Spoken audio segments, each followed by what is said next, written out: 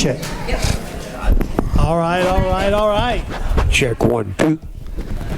Welcome, everyone. Can you hear me back there okay, Dean?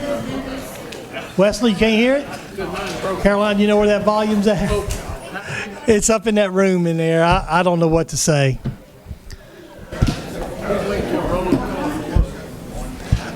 Before we get started with the council meeting, there are a couple public hearings that are required to be held before the council meeting starts, according to state law. So one being a public hearing for an ordinance for setting the millage rates adjusted for the tax year 2023. So before we call the council meeting to order, I'd like to open a public hearing. This would be, Ms. Sandy, would you read this by title, and then that might explain what this public hearing is for. This is proposed ordinance number 23-26. It's an ordinance to adopt a, wait, that's wrong, isn't it? Yeah, no. This is an ordinance to adopt a 12-month moratorium prohibiting the submittal. No. For the millage first. Oh, the millage, okay. This is proposed ordinance 23-27. It's an ordinance setting the millage rates as adjusted for the tax year 2023. All right. And is there anyone here to speak for or against a ordinance that sets the millage rates that's just for the tax year 2023? I think 1.6 for parish local and 2.32 for the parish, 5 mills for the road and equipment, 2.5 for the health unit, and 0.16 for the library. Anyone to speak for or against that millage?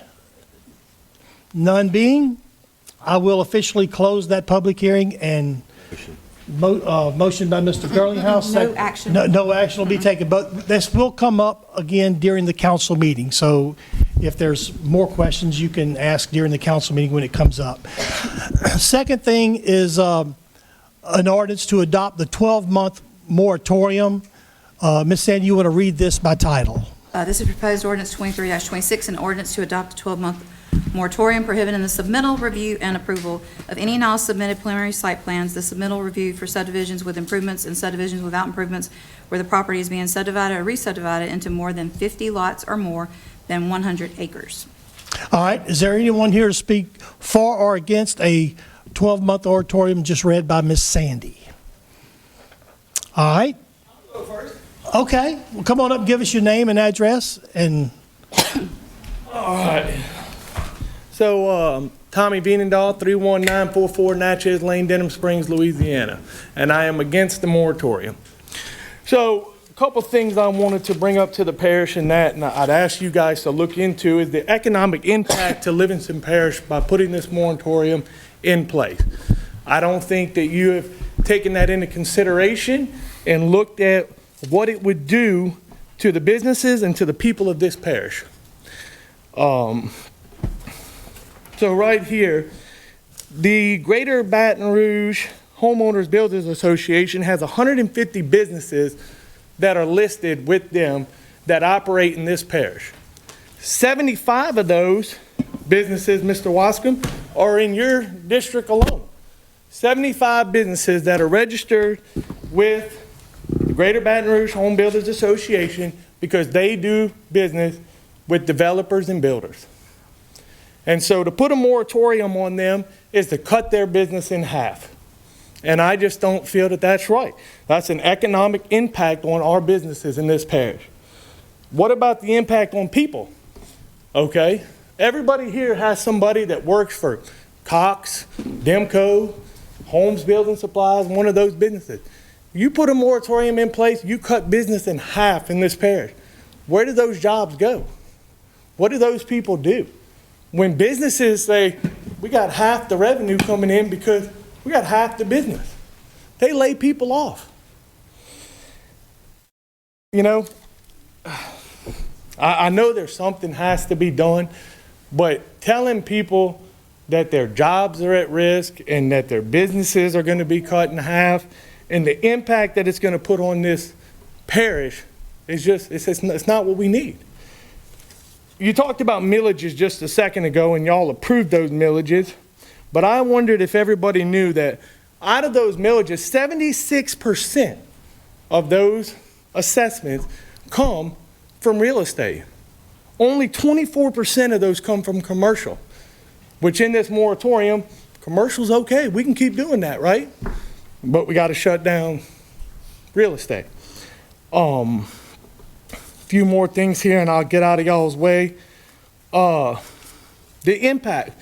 We talked about, going back to real estate, and 76% of that is part of the assessment that drainage, water, all these municipalities, everything uses to keep our parish what it is. You put a moratorium in place for 2 years and we don't have any more development going on in housing and all that, what happens to that money, that streamline, next year or the year down the road when they need to raise their millage because everything's going up?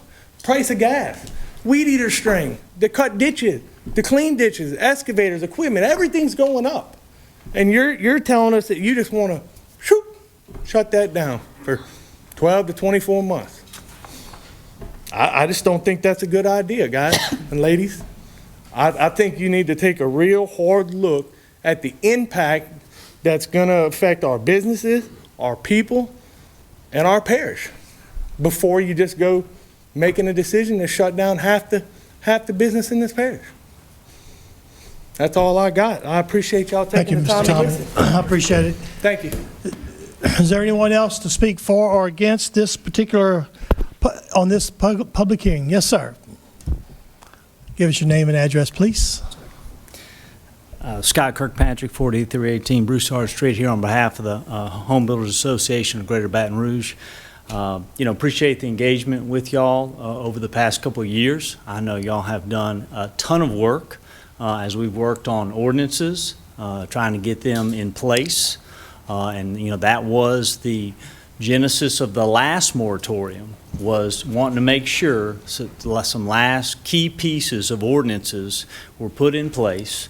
And once they were, then that moratorium was lifted, about a year ago now, and then proceed with the zoning effort. And we support the zoning effort. Met with Alvin Fairburn, who I know was supporting y'all in that effort to understand what their process was and how that would be supported. And I know a number of you have, successfully, zoned your districts. So we believe that is a good path forward.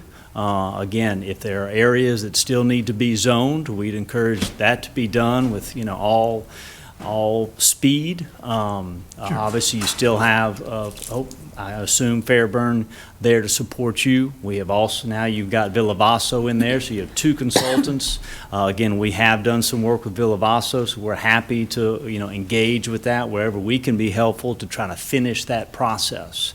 But it does appear that for whatever reason the lawsuit has made people, I guess, question the plan. I think, as I appreciate it, I think the parish is still is going to fight the lawsuit. I don't know the merits of it, but I think if the parish has not acquiesced on that, we'd encourage y'all to stick with the plan and keep moving forward with what you're doing. We think y'all put a tremendous number of protections in place, we think that hopefully that is sufficient to be where you want to be and need to be. At the end of the day, 12 months, stopping business for 12 months, even though it may be in a limited manner, is very difficult for business. It's difficult for business certainty. I know this is a pro-business parish, and so again, we would urge you to not go down that road. Let's work to fix anything else that needs to be fixed without a moratorium. Thank you. Mr. Kirkpatrick, thank you so much. Hey, who you with? Can I get who you with? Greater Baton Rouge Home Builders Association. Thank you, sir. All right, and again, this item will be brought up again during the Livingston Parish Council meeting. Is there anyone else to speak while the public hearing is open? We do have someone, I believe. More than one. All right, Ms. Sarah Ferris. Give us your name and address. Sarah Ferris, 19241 Plantation Trace. So I think it's I know a catch-22 that we don't get to hear in the council meeting, the dialogue that goes on amongst you until the public hearing. is closed. So some of the things that I know will come up as this is discussed is that it's going to have to be 0, 0, 0, or it won't hold up in court. That's not true.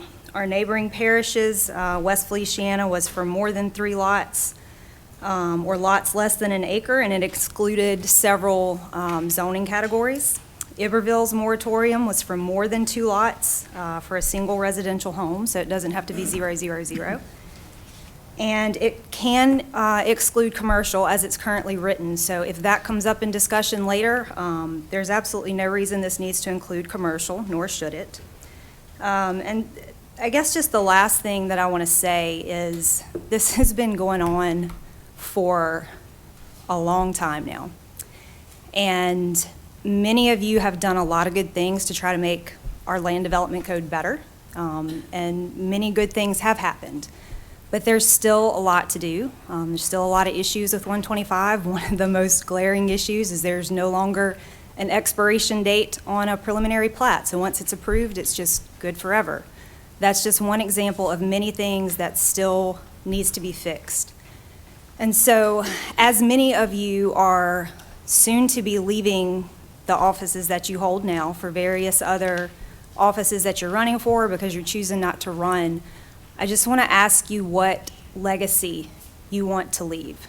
Do you want to leave it better than you found it, or do you want to leave it exactly like you found it?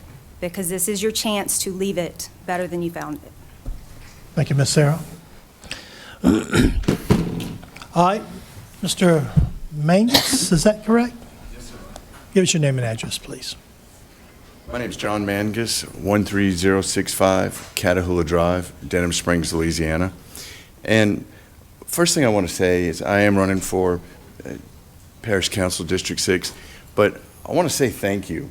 I want to say thank you to the council because it's been a rough period. When I came here a year and a half ago and addressed this council, you were dealing with the same issues, and I see the stress that it did on you. It's taken on you, and I've seen the efforts. 117, 125, you've tried, and you are trying, and I appreciate that. And it's so easy for things to be black and white. It's so easy for us to look and say, this is the bad guy, this is the good guy, because that's easy. You can like, you can dislike. It's not that easy. It's a nuanced situation. I don't think the developers are bad guys either. We have a product that they want, land, space, proximity to Baton Rouge. But we need time. We need time to build the right infrastructure. We need roads. We need schools. And, you know, we need, I'm a school teacher myself. My wife's a school teacher. We can't afford houses that are 2 acres and those kind of subdivisions. Our law enforcement, we need more law enforcement. We get more people, we need more of that. They can't live in 2-acre homes. It'd be nice. It doesn't work that way. So I applaud your efforts and what you're trying to do, and I pray that you'll make the right decisions, and that's best. And I want to thank you. I also want to, like I said, thank people that want to do business in Livingston Parish. So thank you for your time. Thank you for your prayers, Mr. Mangus. Again, we'll wind up picking up these items again during the council meeting. Mr. Marler, did you want to come speak? All right. This is a public hearing, and you are? Shane Marler, 15340 East Ridge Drive, Walker, 70785. So look, I've been to the ordinance meetings. I know the work and the tears and sweat and everything going on with it. But I have a couple of questions to ask, and I think it probably hadn't even been looked at. One of my questions was, I'm going to ask you, Mr. John, how many houses do you think were built in 2021 in our parish? Shane, why you pick on me? I'm not. I don't know. Okay, well, so look, in 2021, we had 150 houses built in Livingston Parish. 150. 149 to be exact. I'm giving you one. 2022, there was 271 houses. New houses. New houses. And look, I probably built 10 in both of those years. I'm a builder and real estate agent. I'm not a developer. So my point being, if 149 houses and 271 houses are creating a problem to where a moratorium is needed, I don't click with me. It don't make sense. Because the new ordinance that's being given out, you can do 50 lots. So in 2021, that would be 3 neighborhoods. Because that's the number of houses we built. I mean, it's a small amount of houses. My thinking is, okay, with the small number of houses that are being built, it's not this big gargantuan giant that everybody's trying to make it be. I mean, the facts of the numbers show it's small. Why can't you work with the 125 you have now? If it needs tweaks, tweak it, work on it. Why you have to shut everything down? Because there's actually 202 builders in Livingston Parish from the Home Builders Association. Okay, so that's 202 businesses. So what are they supposed to do? Just sit at home? And you know, if we're not going to have any new submittals, or when we just let planning and zoning just lay them off until we decide to get out of the moratorium and tell them to come back to work when we start it back. I mean, it's putting people out of work. And like I said in the ordinance committees, it goes all the way down. It comes from the framer all the way down to the people that live there that pull the lawnmower behind the car and cut grass. So it's a big impact.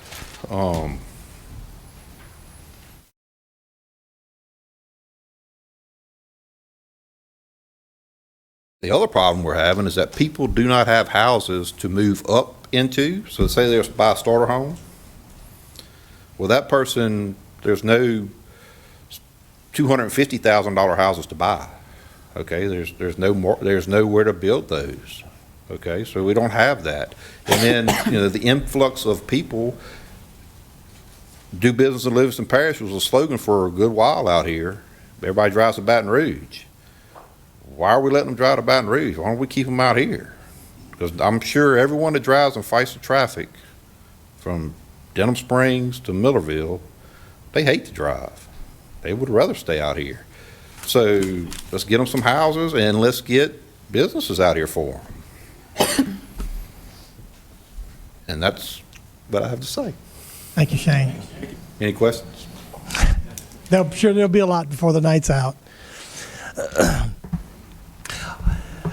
Thank you very much. Is there any more while the public hearing is open? But like again, this item will come back up at the council meeting. None being, I will now close the public hearing for that particular item. So let's get started with the Livingston Parish Council today being July the 27th, 2023, 6 o'clock p.m. at the Livingston Parish. Let's start off with the prayer and the Pledge of Allegiance. Today, Miss Erin Sandifer, I believe, has the prayer. Heavenly Father, name above all names. Father and Creator, thank you so much that we can gather in this place to discuss the business of this parish.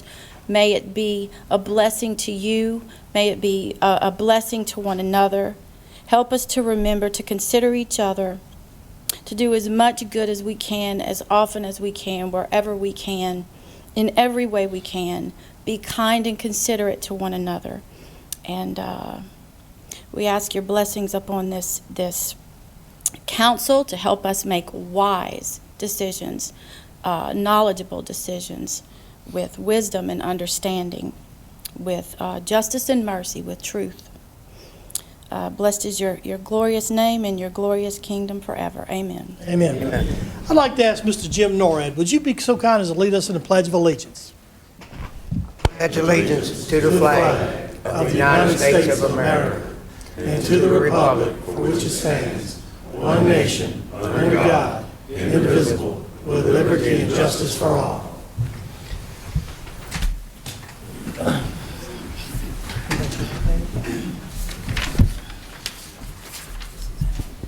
All right, real quick, Ms. Sandy, you want to call for the roll and make sure we have a quorum here tonight? Mr. Mack? Here. Mr. Talbert? Here. Mr. King? Here. Mr. Girlinghouse? Here. Mr. Wascom? Here. Mr. Ard? Here. Ms. Sandifer? Here. Mr. Delat? Here. Mr. McMorris? Here. All right, let everyone know, you might want to just check your cell phones to make sure they're not set on as loud as they can be during the meeting. First thing we're going to pick up is presentations. I have a special guest today from Denham Springs, Mr. Pierce. You want to come up to the podium? And we always called him Moose, but give us your name and address, Mr. My real name is Tom Pierce, but I go by Moose. That's fine. You know, my friends call me Moose. I'm with South Central Planning and Development Commission, and I want to thank all of you tonight for affording us the opportunity to make a presentation to help small businesses in Livingston Parish. Mr. Chairman, I thank you for, getting okay to put us on the agenda and everything. I thank Ms. Caroline and Ms. Sandy for passing out the brochures that you have in front of you. So I really appreciate everything y'all done thus far. Our purpose is to help small businesses that's impacted by Hurricane Ida and the flood of 2021. And we try to help these small businesses in Livingston Parish and other parishes throughout the state that's been impacted. And tonight, we have with us our attorney and program manager that's going to give a little bit more detail in what we do. And again, thank you very much. Thank you, Mr. And Pierce. Mr. Cullen Curall.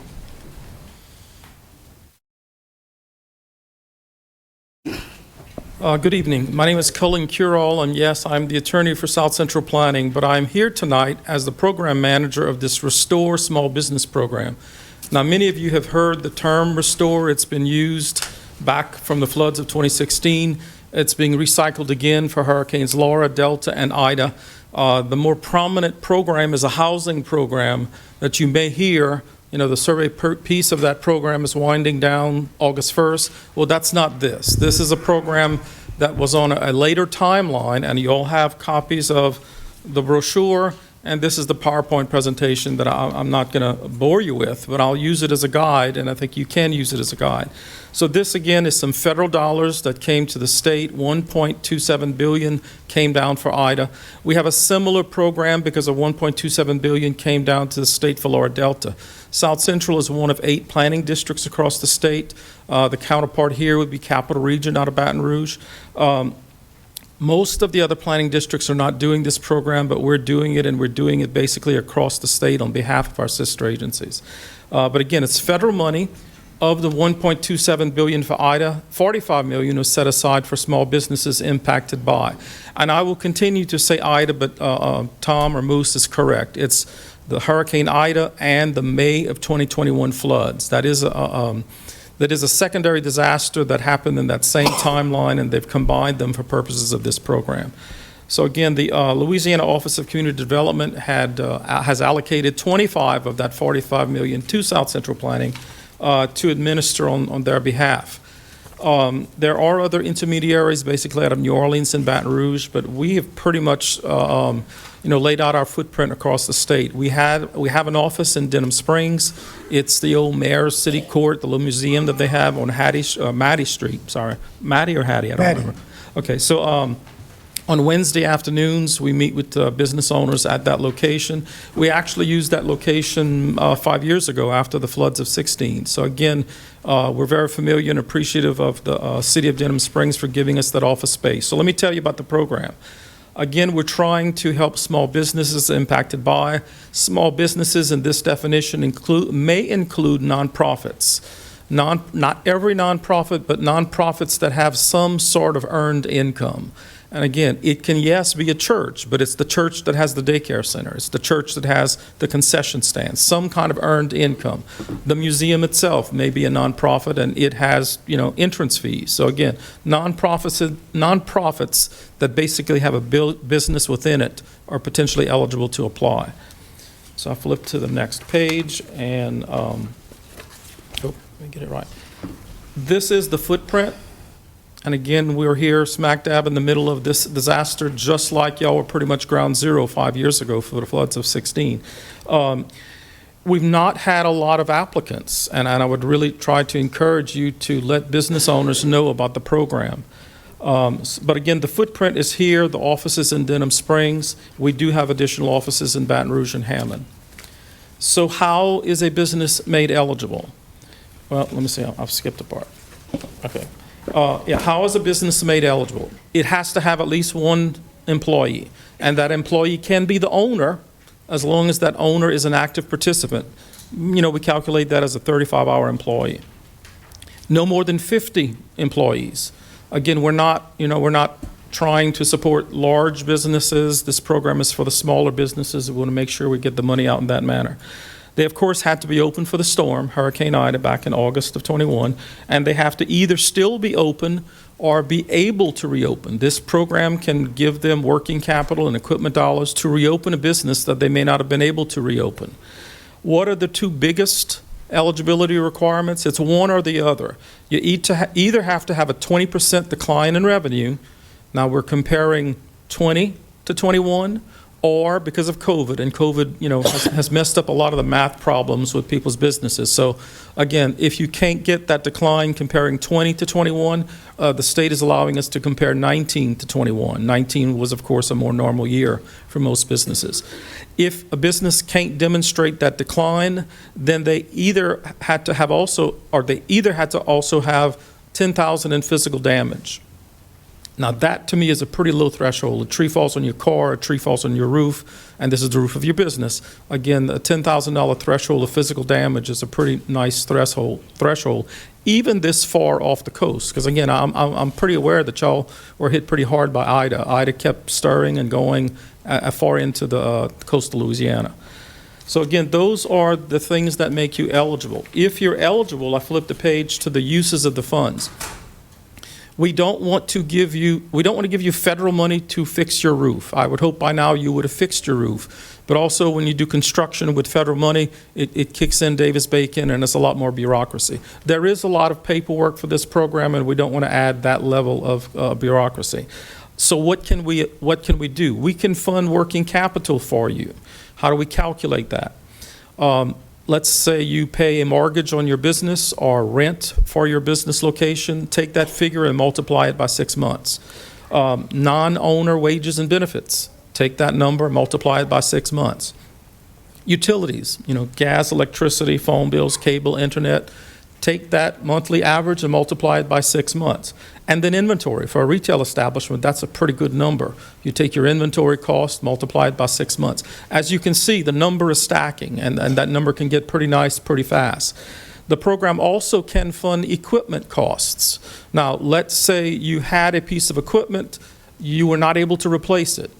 Get some estimates, 3 estimates, bring them to us, and we can potentially fund that piece of equipment or the repair of that piece of equipment if you've not been able to do it.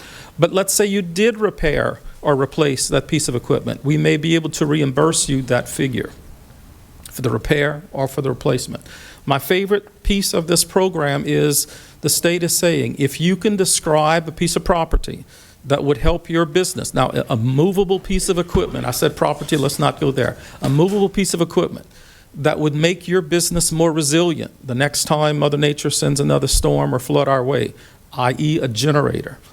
What could a generator have done the gas station, the pharmacy, the grocery store that had to wait on the power to come back? What piece of equipment, the generator is just one example, could have made your business more resilient for that next disaster? If you can describe that, get us 3 quotes, and that can be calculated into your award. The state likes to use the word award. Yes, it is a loan. It is what they're calling a forgivable loan. So let me tell you about that. Let me first say, what is the amount of this award? Well, it has to be at least $10,000. It can go up to $150,000, and then they use an asterisk, I use parentheses. If you can justify it, if your numbers of everything that I've described can justify a number over $150,000, we can ask for an exception up to the $250,000 amount. So think about that, a $250,000, yes, loan, but it's at 0% interest. No payments for 6 months. It is amortized over 7 years, a 0% interest loan for 7 years. Not free money. Mr. Moose likes to say free money. It's not technically free money, but again, it's 0% interest. You can't ask for a better deal. And oh, by the way, you dot your I's, you cross your T's, you turn in your receipts, you give us your tax returns. Again, there's paperwork. It's federal money. When you repay 60% of this award, the last 40% may be forgiven. I mean, That's free. But you did that for 2016, you did that. yeah, I had the pleasure of handing out $150,000 checks for that program, and many of these people earned their award. Most of these people Yeah, a lot of earned their people award. that don't work, but people that work still getting punished having to pay back to restore.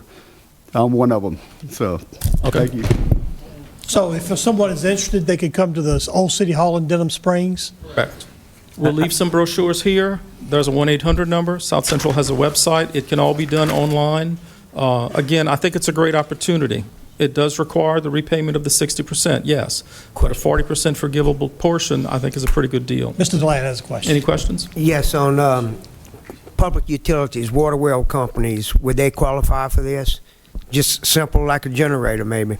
Not for government. Again, we'll have to figure Okay, out. but if it's not potentially- government, say if it's a private business, I want to say French Summit Water, if they Again, need it, more than one employee, less than 50 employees, not government, a nonprofit. and it could be used for generators and what else?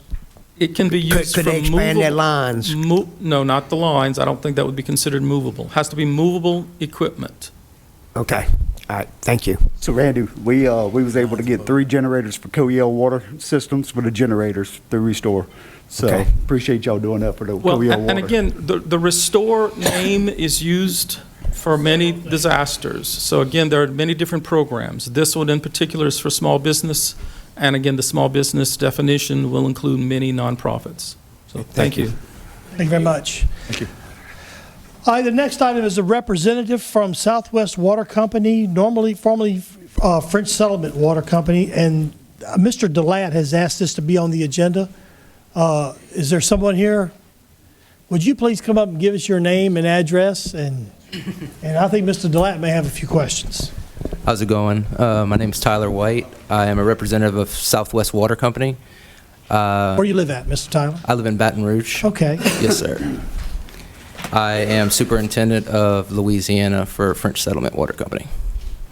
I wanted to start by saying, in case everyone doesn't know, French Settlement Water Company was bought by Southwest Water Company a year ago in July of 2023.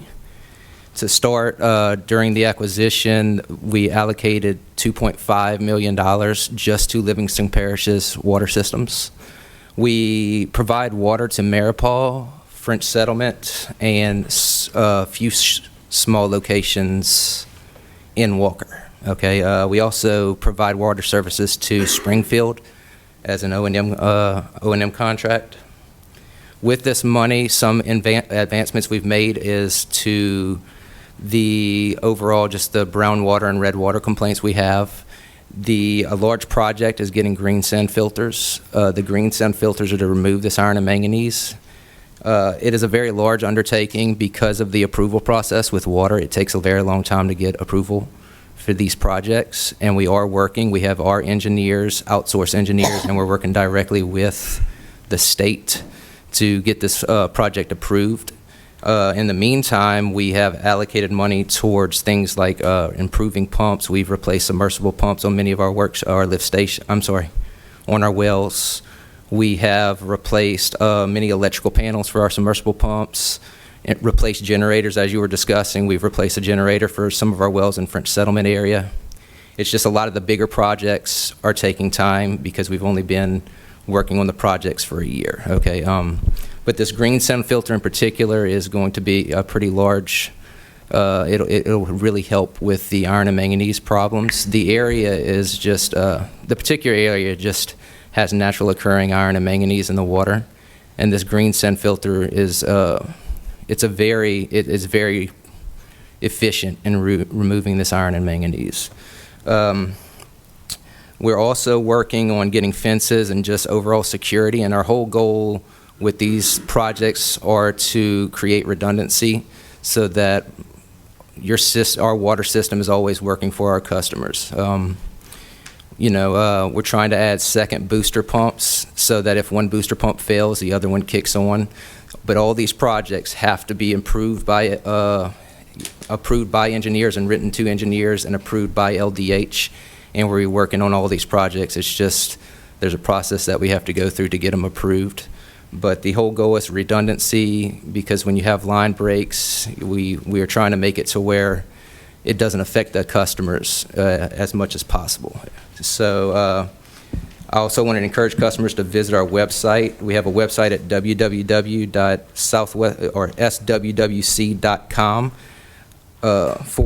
/Louisiana, and we also have a Facebook page called French Settlement Water Company.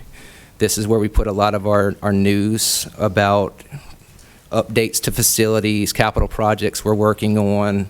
If we have any major breaks or anything like that that might affect the customers, we put them on that page and on our website. I was hoping to get with someone with the council too and possibly work out details of different Facebook pages like French Settlement Water Company page or things of that nature that we can put to where it's not just our Facebook page to help notify the public as much as possible. And yeah, that's any questions? Mr. White, thank you for coming out here and try to explain how your company's working. I'm gonna start off, the water quality is terrible. You know that, I know it, I got numerous pictures. So Yes, tell me what we're doing to improve the water quality. Yes, sir. So a green sand filter is, the point of a green sand filter is it removes the iron and manganese before it gets into the distribution system. So that is our long-term goal. We have our engineers, we have outsourced engineers and LDH all working together to try and get these filters. It's just a process of getting approval for that to be done. In the short time... Approval from who? Approval from who? Approval from LDH, from the Louisiana Department of Health. They have to approve that. Yes, sir. Okay. So, and then in the meantime, we're also creating redundancy. So a lot of times when you have red water, it's because of, what the red water is iron and manganese in the water. It's a mineral that's added in the water, and when it oxidizes, that's what turns the water red or brown. So we're currently adding a phosphate into the water to sequester it, but we're trying to do this green sand filter because it will completely remove it. So the short term is we're adding this phosphate. It's a phosphate approved by the state to add to the water to sequester the iron and manganese.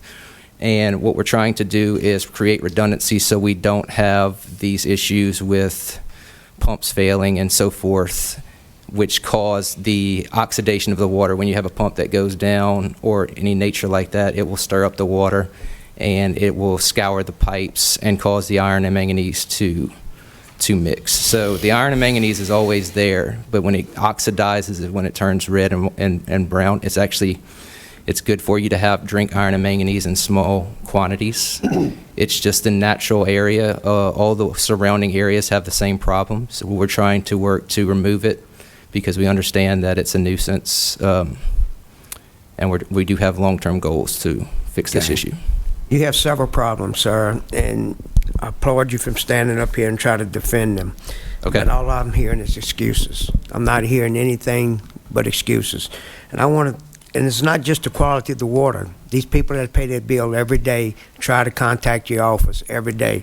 I got a stack of papers and calls this high where you don't return the calls or you're rude on the phone. That's a special bill was passed in 2018 to deal with water in Louisiana. And it seems to me that your company is in violation of everything in House Bill 894 and in Act 292. And I'd like to start off reading those things and you address them and tell me how you're gonna get back to abiding by that.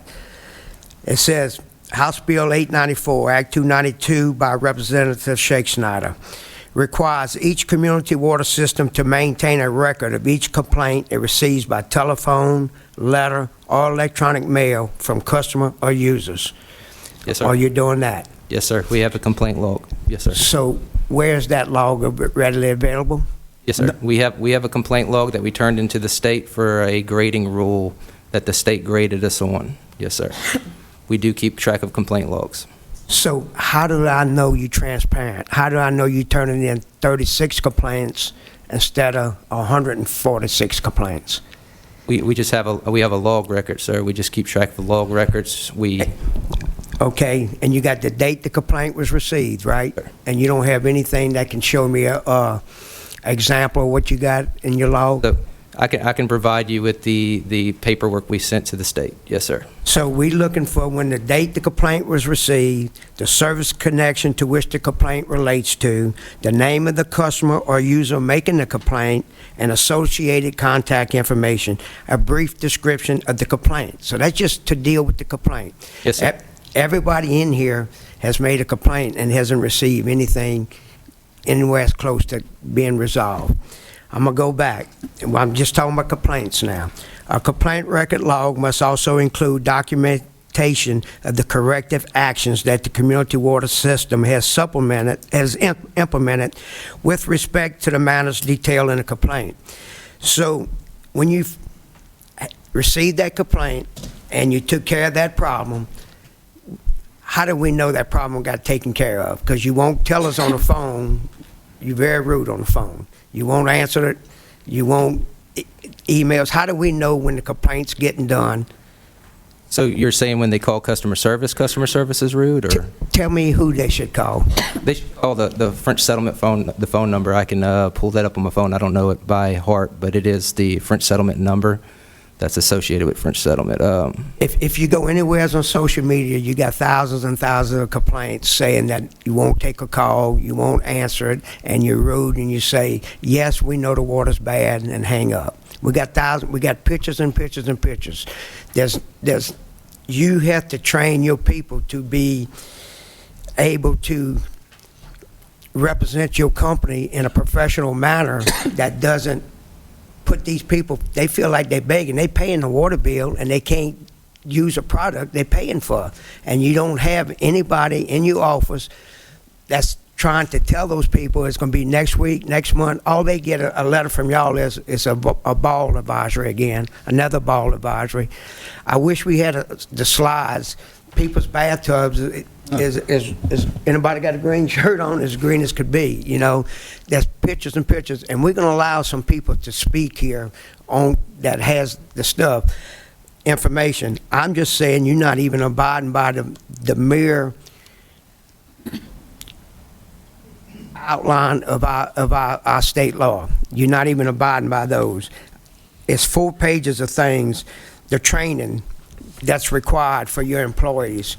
How do we know that's up to date and that's being done? Sir, that is all kept track of by Louisiana Department of Health. We have... So, Yes, so sir. you saying I shouldn't be talking to the company that's collecting the money. I should talk to state agencies that says, yeah, they've been turning me in some paperwork. What I'm saying is we do have the certifications and we do have the training, and Louisiana Department of Health keeps track of that. Yes, sir. And I want everyone to keep in mind that French Settlement Water was bought out by Southwest Water Company. We have been keeping records as of June of 2022. We don't have control of what happened before 2022 of June, but Southwest Water has been keeping records of customer complaints and answering phone calls. As far as the iron and manganese, we bought the system in June of 2022. We immediately started working on getting green sand filters and making all these changes. What I'm trying to say is I'm not trying to provide excuses. I'm saying we're working on it, and we have accomplished a lot in 1 year, but there are larger projects that take time. So can you give me a schedule or when you're going to fix the problems? Yes, sir. So we have resolved a lot of the issues. As far as the green sand filter, it is hard to say when LDH will give us approval to do that. Okay. I can work on getting you something, but I can't give you a specific date. Okay, the records need to be kept 5 years, and you said that's not your fault because you didn't own the company. So state law says those records got to be kept 5 years. Yes, sir. Okay, but you say you got them for 1 year? I'm saying I can confirm that we have them for 1 year. I will have to check on the rest of the years. Okay. So tell me about the flushing program. Yes, sir. Well, we currently don't have a flushing program, which is why we're working with the green sand filter. Isn't that a requirement of state? We have talked to the state and worked with the state. The state has asked us, and we have told them that we don't have adequate lines to do to do a flush program. The lines of the sizing of the lines means we can't get to the scouring velocity. Yes, so sir. Does that mean the customer doesn't have to pay his bill until you? That is not what that means, sir, no. Okay. Well, it seems like if they're paying for the full service, they should get the full service. If they're paying for the full service, they should get the full service. So, okay, that's another thing you don't have, but that is coming in the next year or so?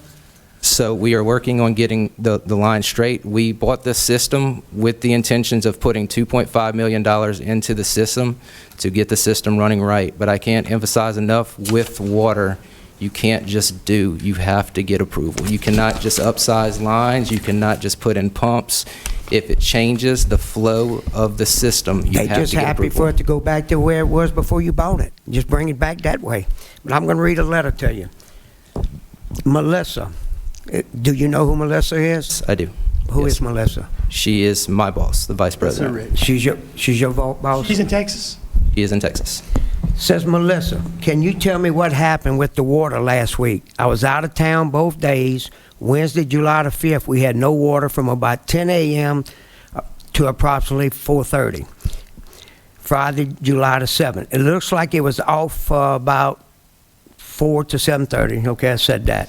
It completely shut down 3 restaurants on their busiest night Friday, not to mention my corn laundry, and all the other businesses on both days, of course. Please explain to me what happened and what are you doing so this won't happen in the future?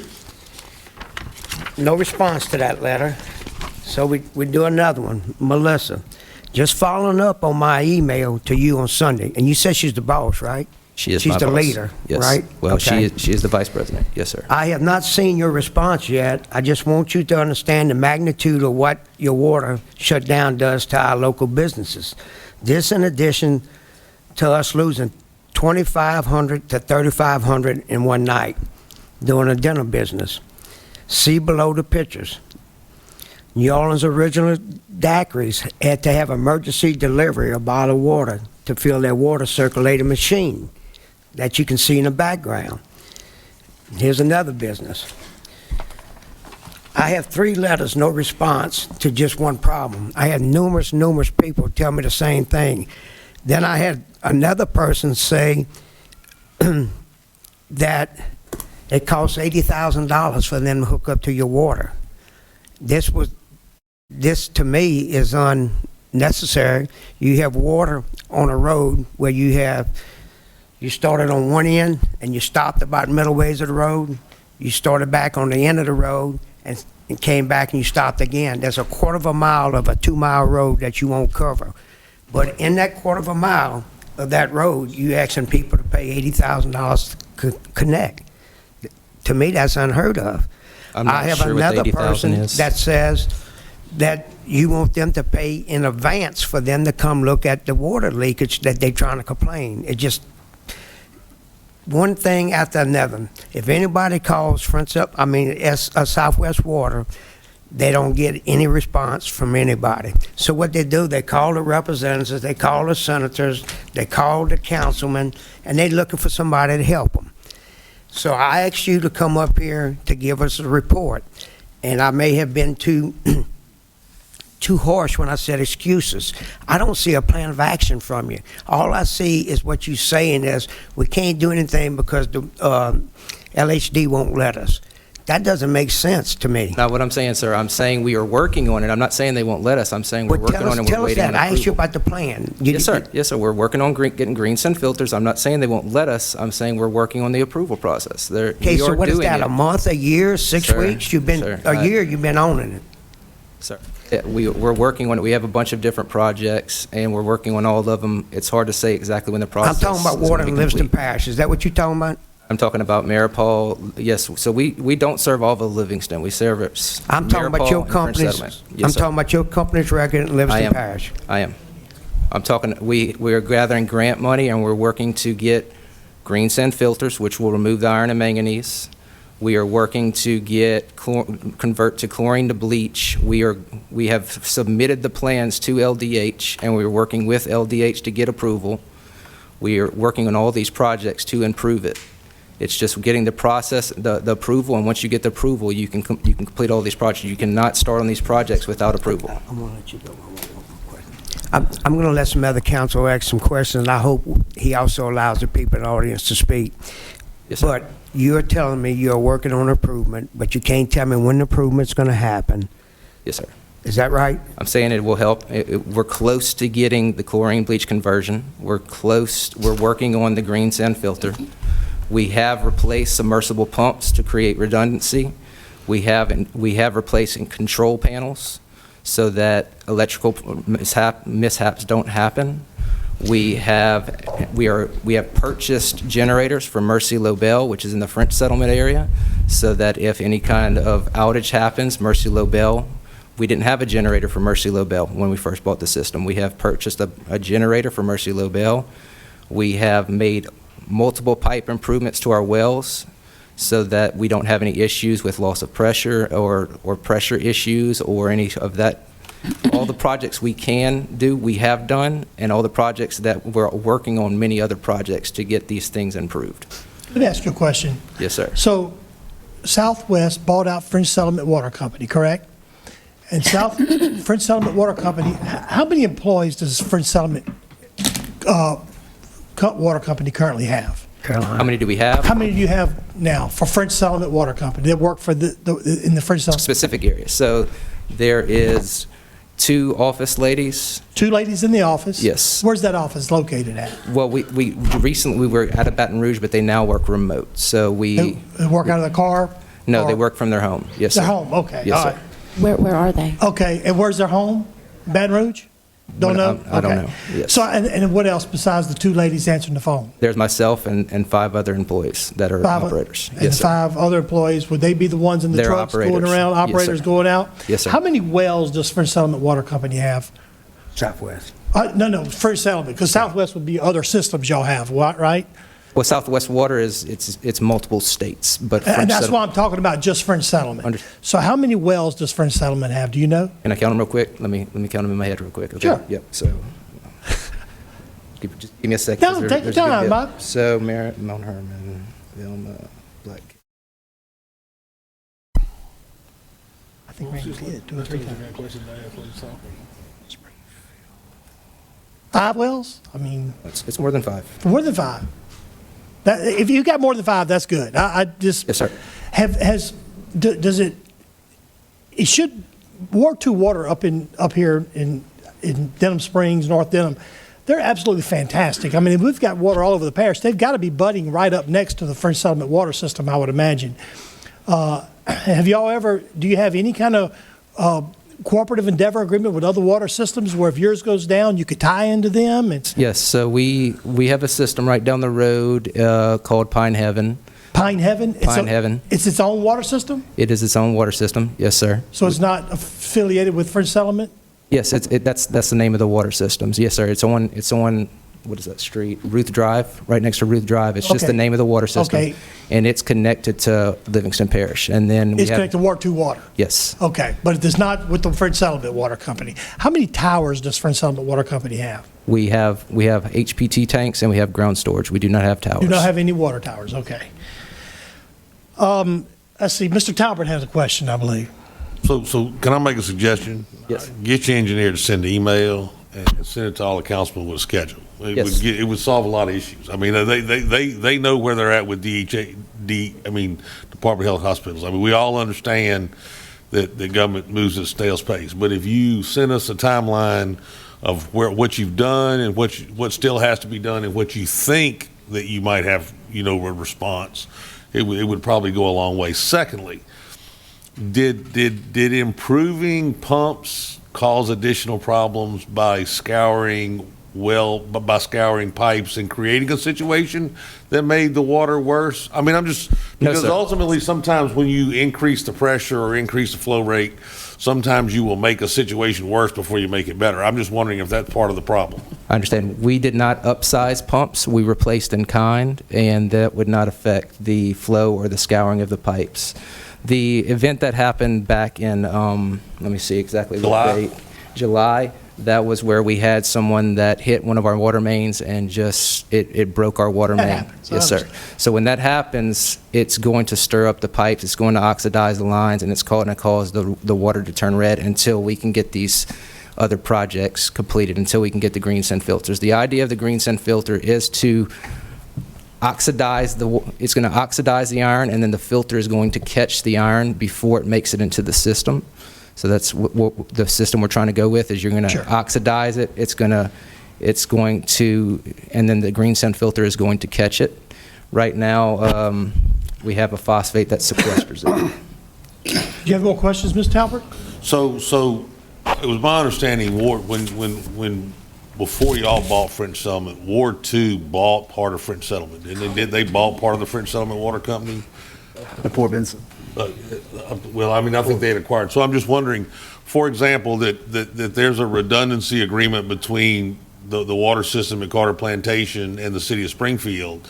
Do y'all have a redundancy? Do y'all have an agreement or tied back into somebody else so that if you have a problem, you can feed from somebody else? Or is that the Haven the only little water system y'all have? So we have Pine Heaven, and it's got one well we call it public water system. So you have a public water system that might have more than one well. So you have public water system, it's referred to as Pine Heaven. It is one water well with one storage tank. It is tied in with Ward 2, so that if we have, or Livingston Parish, to where if we have an issue, they can supply water. Now, the Maripol water system, or the Head of Island water system, Maripol water system, Just look like. we have 3 wells there. 3 wells. So if one well goes down, another one can feed. If a Semino goes down, another well can feed that area. French Settlement has 3 different wells, to where if one well goes down, another well backs it up. Yes, sir. So we have 3 different wells. So it's not just one well. Many of our wells, like Semino, they have 3 wells just at that one site. So it's got multiple different pumps at that one So site. your particular situation around the 4th of July was an accident that destroyed them? It was a very big water leak. Somebody hit our water main, and we just lost pressure before we could fix it. It was a very large water leak.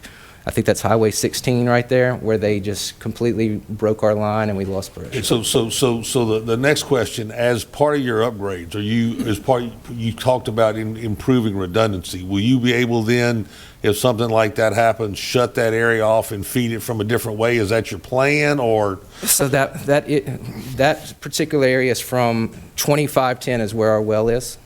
So 2510 to the end where the coin laundry is, that is the well right there. So you'd have to build a well on the end of the line right there for it to feed, because if you kill it at that spot, you're killing all the customers. So you don't have, sometimes don't have redundancy. And Ward 2's got some spots in. Oh, it loops. When you loop your system. Yeah, well, they try to loop them, but sometimes in this isolated situation, you don't have the ability to loop, is what you're saying. So if you have damage in that line, you just got to shut the line down. You just have to shut the line down. Yes, So sir.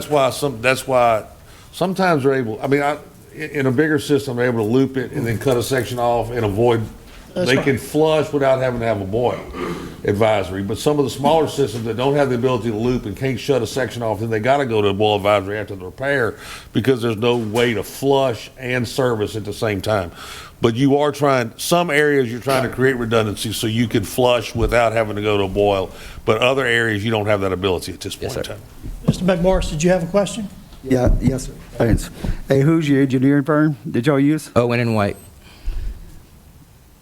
Have you ever thought about using local engineers here in our parish? They help you out?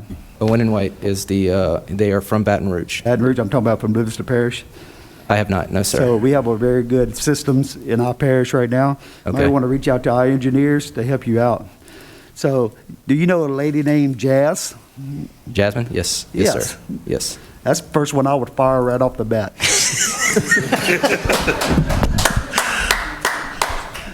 He and all these, most of the ladies in here have called this lady, tried to get her name so we could keep our record straight. She's no help to you guys. So if you I'm glad you guys, told me that. Yes, sir. you need to correct that issue, because public service is no good. Help us out with that, please, because whenever they call, we need answers coming back to us, please. I will address that, yes, sir. Is there, are y'all under? Excuse me. Oh, I'm sorry, I thought you was finished, Gerald. Go ahead. So we started back at the end of June trying to get a hold of you guys. I think I'm gonna just wait and let the lady get on you, talk to you, not get on you. But she's got a lot of concerns that we worked on. We have emails after emails, just like Mr. Randy DeLadd here, trying to get a hold of you guys. No responses. It's everybody in our community that's having these same issues. So if you guys could help us out, we need answers badly for the people of Marpole. Yes, sir. Head of Holland.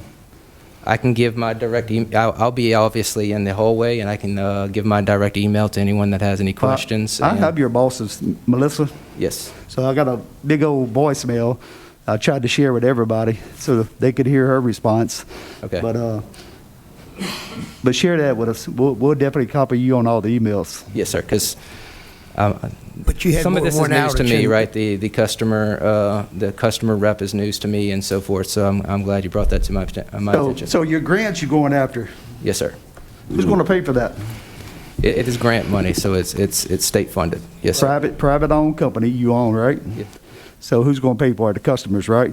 It's a state. So Frank fund, yes, sir. Settlement Water showed you on this pretty picture how great of a water system they had, right? Right. Now you supposed to go after all these grants, try to upgrade the system because you thought they had a pretty water system. Now we supposed to have to put the bill for you guys once you So- get these grants, correct?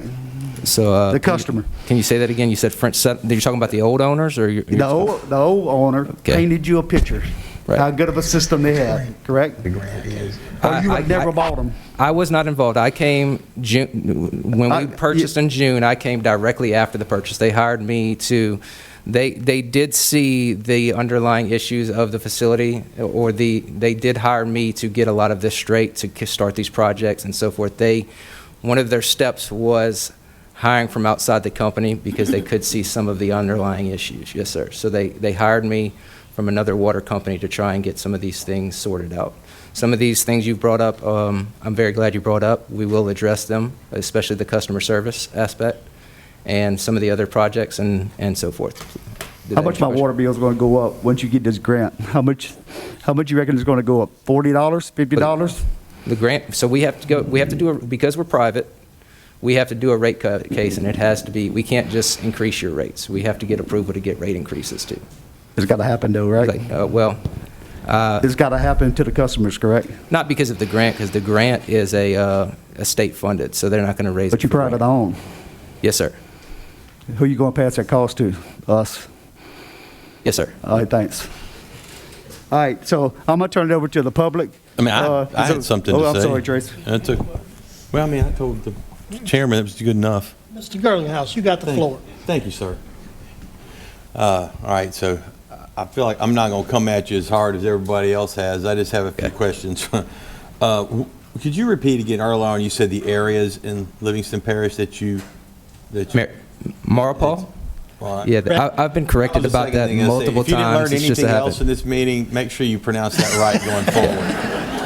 My guys get on me too, I'm sorry. Okay, that's all right. They do, so they get on me too. I mean, it's hard to win. It's hard to come out It's of hard a to break. meeting positively by saying that wrong. But go ahead. Marpole? Yep. And we service in the Livingston area's French settlement, and we service Springfield, which is an O&M contract. We do not own it. We operate and maintain it. Okay. And then we own a very small section in Walker, Where is that at? right there by the landfill. It is Ruth Drive, right there. That makes sense. Okay. Sorry. So We'll just maybe I opened a can of worms. I don't know.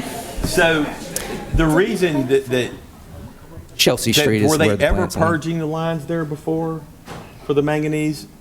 Where they used to purging do, them they used to before? pig, is what they did a Got pigging you. station, which also has its issues where you have to turn customers off and do a boil advisory because you turn customers off. In order to officially pig, you have to turn water off, go under boil advisory.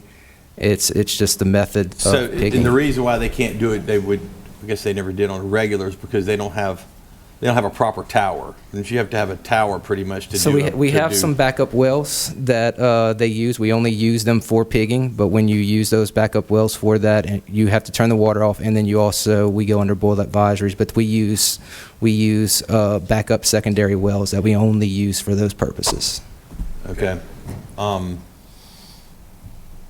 in the Mayor Paul area, to be So clear. were they Marpole? You mean? Yeah, Marpole. Yeah. Yes, there we go.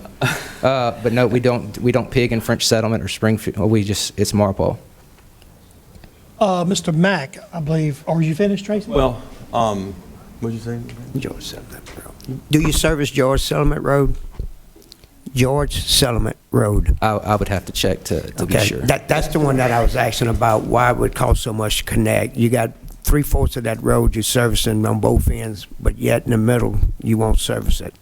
That is news to me. I know we're working on developments in other territories, but I only know of one other development in French Settlement where we're potentially they're talking about 70 connections, but I don't know anything. I don't know if that's George Road. I'm not sure. I would have to look. What's your policy on connecting, new connection? New connection? Yes. It's $350 for a service line. Or are you talking about a development? Or No, not like individuals, people that individual. live on the road. Yes, sir. They would come and they would pay $350 for a bore or a tap fee, and then we would give them a service line. $350? Yes, sir. Isn't that kind of high? That, my experience, that is very low. I'm Okay. sorry, I Go got, ahead. I mean, 350 is not bad, I'll tell you. So, I know you said you have only owned the company like, what, a year? You have only, so did they, this manganese buildup thing has got me here. Did they purge those before? How did they do it before? I know you don't want to ask. How did they get the manganese buildup out of the lines before? Did they use the pig? Are you saying y'all didn't have problems before? I don't know. I don't live there, so but I know we have them in Our Walker water proper. wasn't as great as Ward 2's water, but it was water that we can use. Your water we can't use. When you have it online. So- you made it sound a while ago like you only had one accident. Every week we got the same thing, daily. All right, let Tracy. I was just curious. Did they purge those lines? How did they do it before? Or We've always added they've always added a phosphate for a while now. I don't want to say they've always added phosphate, but we've been adding phosphate since before June, and that phosphate is used to sequester the water. As far as what they did before, they didn't flush lines. They pigged in certain areas. okay, that's what I had. Let's go, but we got a couple more questions. Mr. Mack, did you have one, or you want to Yeah, I do. So, push your mic down and you, all right. what'd you say your title was again? Superintendent. So, are you just over Southwest Water Company in Livingston Parish? Is my scope, you said? Yeah, your scope. I mean, what do you actually manage as superintendent specifically? Hammond, we have some areas in Mount Herman, which is kind of like over there. So then we have Hammond, Tangi, we have Independence, Springfield, and Maripal, Some in French Amite. Settlement. Yes, sir. Yeah. So, I just wanted to ask you a couple of questions. I don't really want to put you on the spot, but when people call in and they've got a service issue, water's out or the water's brown, what specifically, your policy and procedure to address that, maybe go out, assess the situation, and then, respond back to that customer what the game plan is and what you're doing to try to resolve the issue? What's your vision? What's the policy say? Because I ain't gonna lie to you, I used to work for French Settlement Water Company about 25 years ago, and when something like that would come in, they would dispatch us immediately. We'd go out there, we'd assess the situation, and we would, go straight to the customer's house immediately after assessing the situation and make sure that they were aware of what the specific problem was and when it would come back online, and kind of, the communication, I think, seems to me to be the gap here. How should it work? So when a customer calls about a brown water call or a loss of pressure call, we do dispatch someone immediately. Now, if it's a major break or something of that nature, we may not be receiving all the calls. If you have 40 people that call at one time, maybe some of the calls are missed, which is something we'll address with the Jasmine and the customer service. But someone is dispatched immediately to that area. Maybe a customer calls at the front of the street and it's an issue at the back of the street or so forth, and I've come to realize we need to answer, or I'm seeing that there's a breakdown with customers not receiving phone calls back. I believe a lot of that is when we have breaks, we might be getting a huge influx of phone calls and they're not answering all the phone calls. They know the issue's there. And although we might have answered this person when they call about a leak, this customer never got a response back. Someone is there on site fixing the leak. They may have spoke to the customer that originally called and the other phone calls were missed or something of that nature. But definitely the customer service will be addressed after this meeting. Yes, sir. Ms. Sandifer? Does that answer your question of where immediately A little bit. I mean, I was just trying to find out what the policy said. How long should a person have to wait before you respond to them If they have You no know, low, with the- low pressure, we're going immediately. If it's after hours, they may be at home. It might take a little bit longer, but they should expect someone should be there within 30 minutes to resolve the low pressure. Yes, sir. So the leak might not be there, right? You might lose pressure, and the issue might be further down the line. So they might not come to your house. If we have 5 or 10 people that call at the same time, we know it's not an issue with the original person's house, right? It's probably a break somewhere down the line or something to do with the well. And say, for instance, they called and I don't know, an hour goes by, they call back to try to get an update. You would provide that update? Yes, sir. When they called back? Yes, sir. Okay. We will have to do a better job fielding the phone calls. I just got one more question. So it seemed like to me Baton Rouge Water Company used to be owned by a gentleman with the last name of White. Are y'all No affiliated? affiliate. No Y'all not affiliate. affiliated with that in any Not way, at shape, all. or form? Not at all. Not affiliated with Owen and White or any of the anybody related to that I'm aware of. Okay. Not affiliated with anyone from Baton Rouge Water. Sandifer? I'm not from the area that you service, so some of this I am loosely familiar with, but I'm hearing it fully now. And I just want to comment, I know you know this, but I do feel the need to say it. For my people in my parish, water is the most basic human need. And I'm seeing the pictures that are floating around, and it's nauseating. I would be horrified if I filled up my bathtub. I would not get in that. It Right. looks like the Blackwater swamp. Have you ever seen the Blackwater in our swamps down here? That's what it looks like, or a big pot of gumbo. It's that dark. I'm actually grossed out by what I see, and I feel the need to tell you that because water is the most basic human need. I can't imagine the mamas with children. I guess we'll hear stories, but I don't know how you bathe a child in that. I wouldn't put my baby in that. I'm not clear on the timeline. I know it's been asked, but I'm not hearing the timeline of, you purchased this company in June of 2022, but I'm not hearing the timeline of when the pumps, the filters, et cetera, will come. And we want to know that. I want to know that. What is the elemental breakdown? I'm just looking at this, I think, what is in this water? And I just wanted to go on record to say that I'm horrified by it. And I can hardly believe that we live in Louisiana. We are sitting on water. And that's what is coming into our people's faucets and kitchens and bathrooms. Thank you. Mr. Hart, you had a question? Yeah, I just got real quick on the approval from LDH. I think you might can get some help with expediting from our Homeland Security if y'all reach out to them. Okay. And that guy sitting right over there against that wall is the guy you probably need to talk to before you leave out of here. Okay. I know we could sit here and talk how things bad, but where we're going to go from here is kind of where we at. Aren't y'all under the Public Service Commission, Mark? Aren't they under Public Service Commission? Yeah, many of these water systems are, I think, if they're not otherwise community owned, publicly owned. So what, as a parish council, what could we do? I mean, could we send a letter to the Public Service Commission to have them check and maybe put some pressure on the French Settlement Water Company? Now, I'm not directing it at you personally, but there's some serious problems. I know personally I've tried to call and sent checks through the bank statement, and after about 3 or 4 notices that they wasn't getting paid, they shut the water off. And then when I finally called Dean in Texas, do you know what Dean? I do. Pardon? I do. Yes, sir. Now, what does he do with them?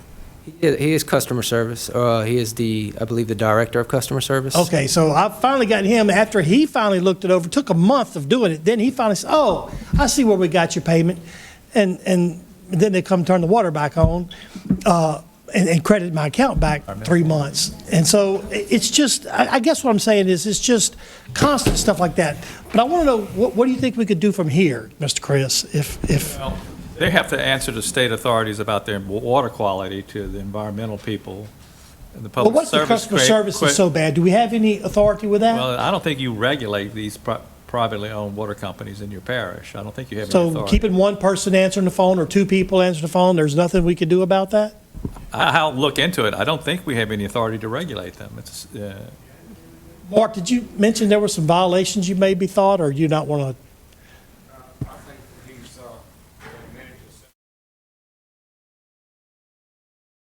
Okay. I know I had an LDH in July the 6th go down and issue a fall advisory.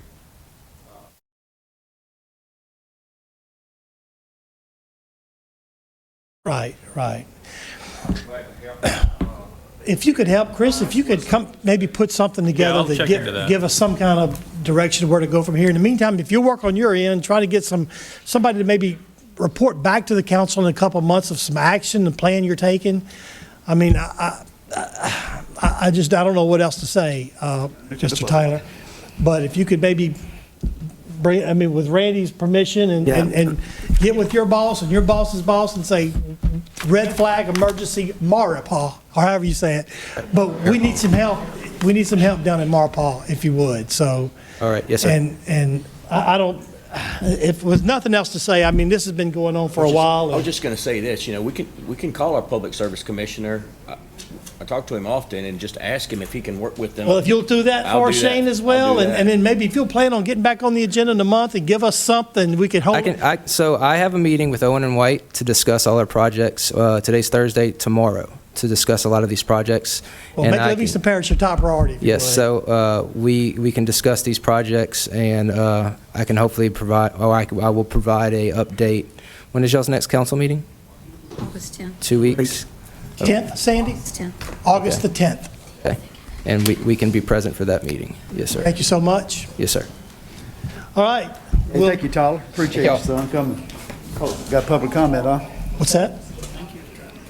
All right. Let's do, Hey, I'm sorry to, No, go ahead. sorry to interrupt you, but look, we got people here that came to bring bottles of water to give to this man, and we wasting their time to come up here if we're not going to give the man the bottles of water to take back with him to get tested. I'm sorry to be rude, Mr. John, but. well, you know what, Mr. Tyler, would you please take these bottles of water and I mean, Gerald, Let him speak, John. wanna Give see. him- okay, is someone here to speak? Yeah, I got mean, somebody speak over here.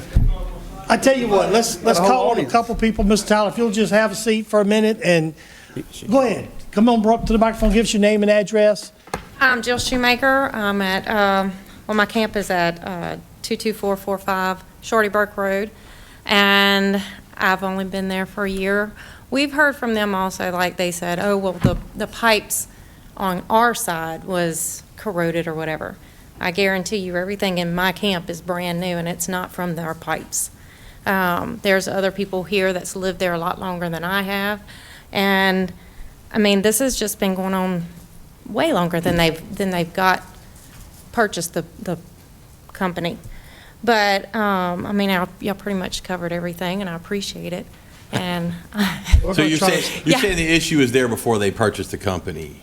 Yeah, it's, from my understanding, it's been like 20-plus years, but now since they've purchased the company, I mean, they know the issues, and like, even the customer service, like, Joel Boy and the rest of y'all have stated that it's terrible. Like, I have had where we called in, and she's very rude, very quick.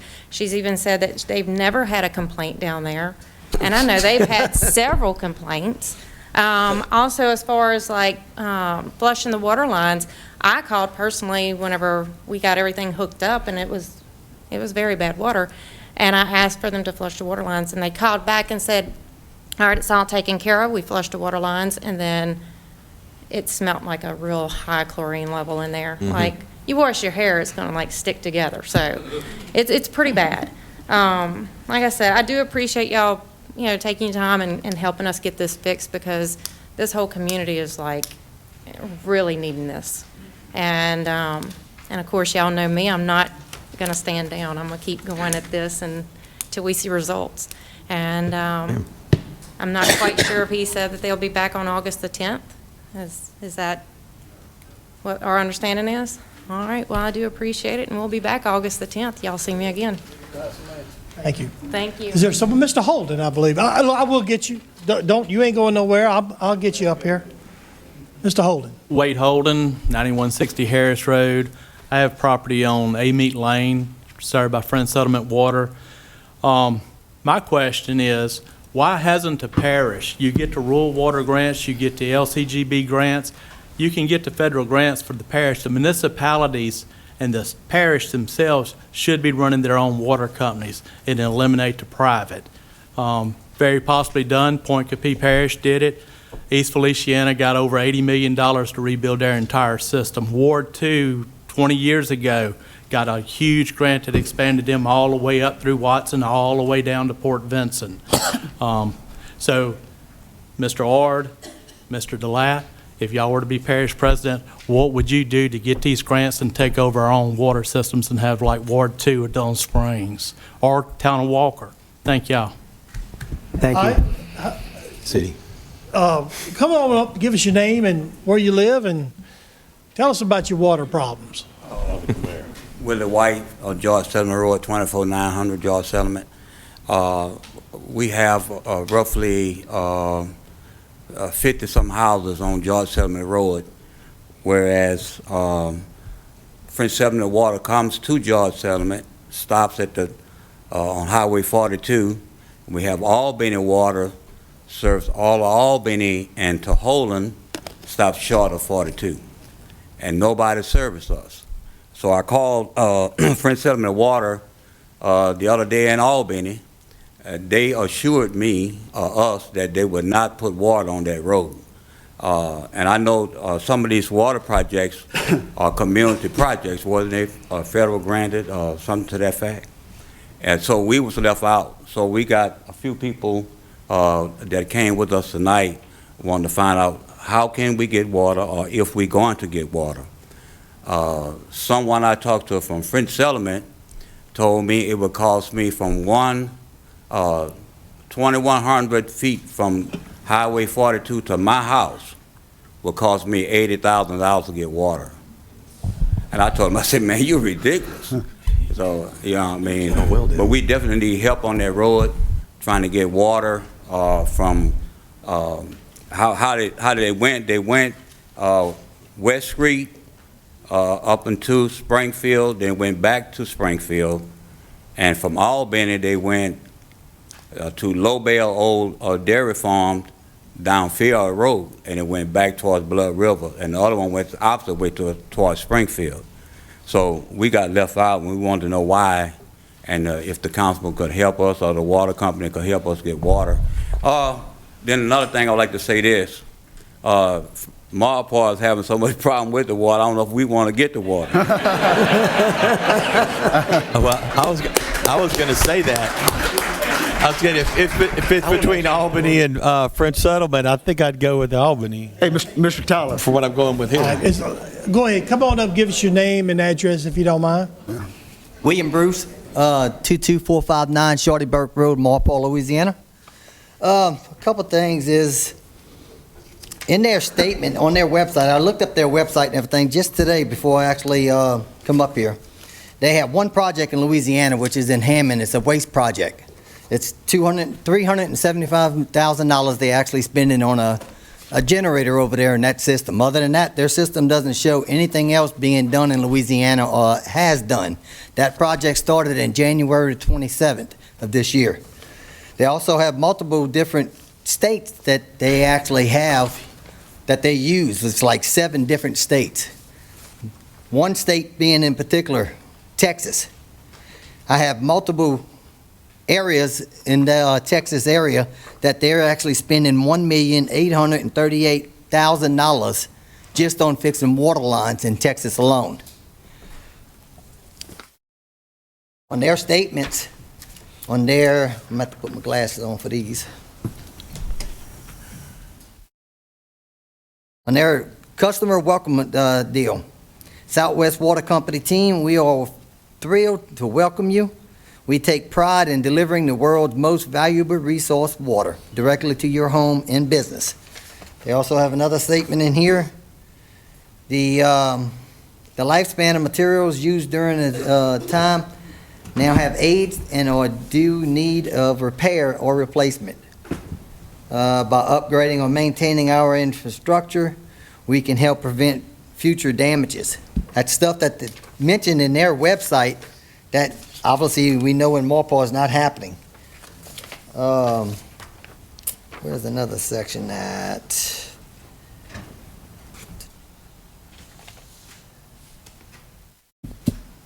Our focus on water is the entire cycle of water, from this point of origin through transporting, treating, distributing, and recycling. That's all this that's mentioned in their website, on their internet and everything. I know they just recently actually bought this company out, but we know it's been multiple years, it's been an issue with this. And I'm for sure it was brought to their attention before they actually bought it out, but now that y'all actually own it, it's y'all's responsibility. You need to step up and take care of it. We have, I have one filter right here. This is a filter that goes in my ice machine. The ice machine only. When I heard they was having this meeting, I changed it out and put a brand new filter in it about a week and 4 days ago. That's what it looks like right now. Now you're talking about the magnesium in it and all that kind of stuff. Them little granules that's at the bottom down there, I don't know if that's something to do with magnesium, but that looks like a lot of dirt and stuff like that. I don't know if it's the pump system that y'all worried more about or the water line systems itself. But we thinking it's in that area, we thinking it's more of the water line systems. I actually talked to a friend of mine that lives directly across the street from the water well over there on 22 and Whitehall. His is the same way, brown, directly across the street. So I just hope we can get this stuff, figured out and done. I think we're trying. Yeah. I mean, I appreciate y'all coming and expressing your concern and complaints. That's how we're going to get this thing done. I mean, and I think Chris is going to start working from the legal aspect to try to help get with the Public Service Commission. Maybe we could get some pressure to get some relief. And I know the problem. I've had it myself. Mm-hmm. Is there anyone else? Or were you finished, sir? I'm done. Look, I think he wants to get a shot of that bucket you got right there. So when you go back there, just talk to him if you would. Is there some? Oh, he wants to put it by the mic. Oh, put it by the microphone? Oh, you're going to zoom in with the camera on it?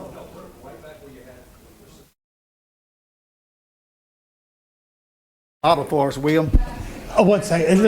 Is there anyone else in the audience that wanted to speak? I don't want to cut anybody short that made the long drive from Denham Swell. Okay, if not, we got one more comment from the council or two, and then we'll go to the next item. Gary? I got one question. George Settlement Road, whose district is that?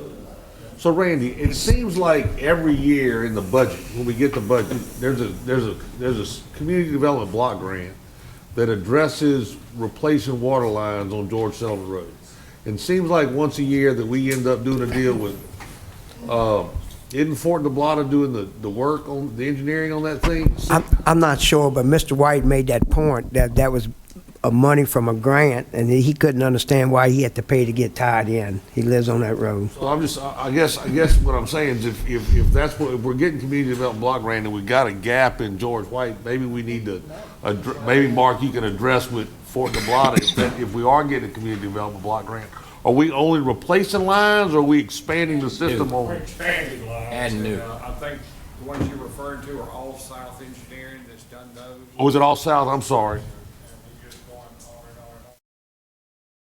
I mean, y'all have approved 2 major water wells in the parish this year. Yeah, through CBD. Garrett, to take that further, you saying that's probably still could be done, though. You still can go ahead and apply for a grant there. Yeah, I think while we're talking about the community development block grant, let's get all south, if that's who's doing the work, to figure out where the gap on George Settlement is and see if we can close that gap so that. So what he's saying, what do we have to do to find that out? That's a good point Gary made. So is that a motion or something we can, you'll look into it? And if it's on the agenda, the next item, next meeting, would you bring that information to us? So Mr. I'll get the road in which segments that we've done over the last 5 years, I think it's been, so. Okay. I'll get you that information. All right, let's go ahead and, Mr. Chain? No, it's already been said. I was just Okay. going to say, they've been expanding that water system a little bit at a time each year. They just don't have it all covered, but that's something that could be added Okay. in future. I think we already answered the question for the audience. Let's move on to the next item on the agenda, 2022 audit report, Mr. John Murray. Thank you for being patient. Oh, thank you. You know, we just Hey, about an hour, he good. taking care of issues in the parish. Sure.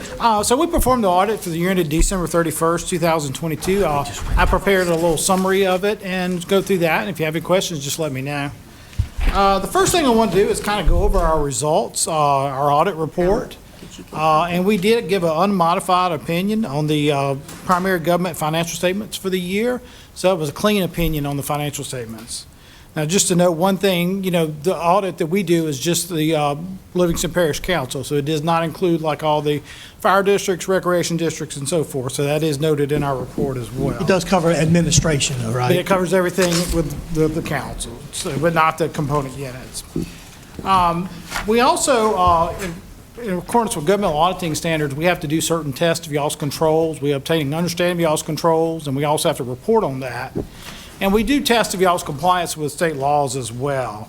And so just to kind of summarize on that, we didn't identify any compliance findings this year, and we didn't identify any deficiencies in internal control related to the audit. A big part of the audit is that y'all receive a lot of federal funds, so we do an audit of y'all's federal compliance with those major program requirements.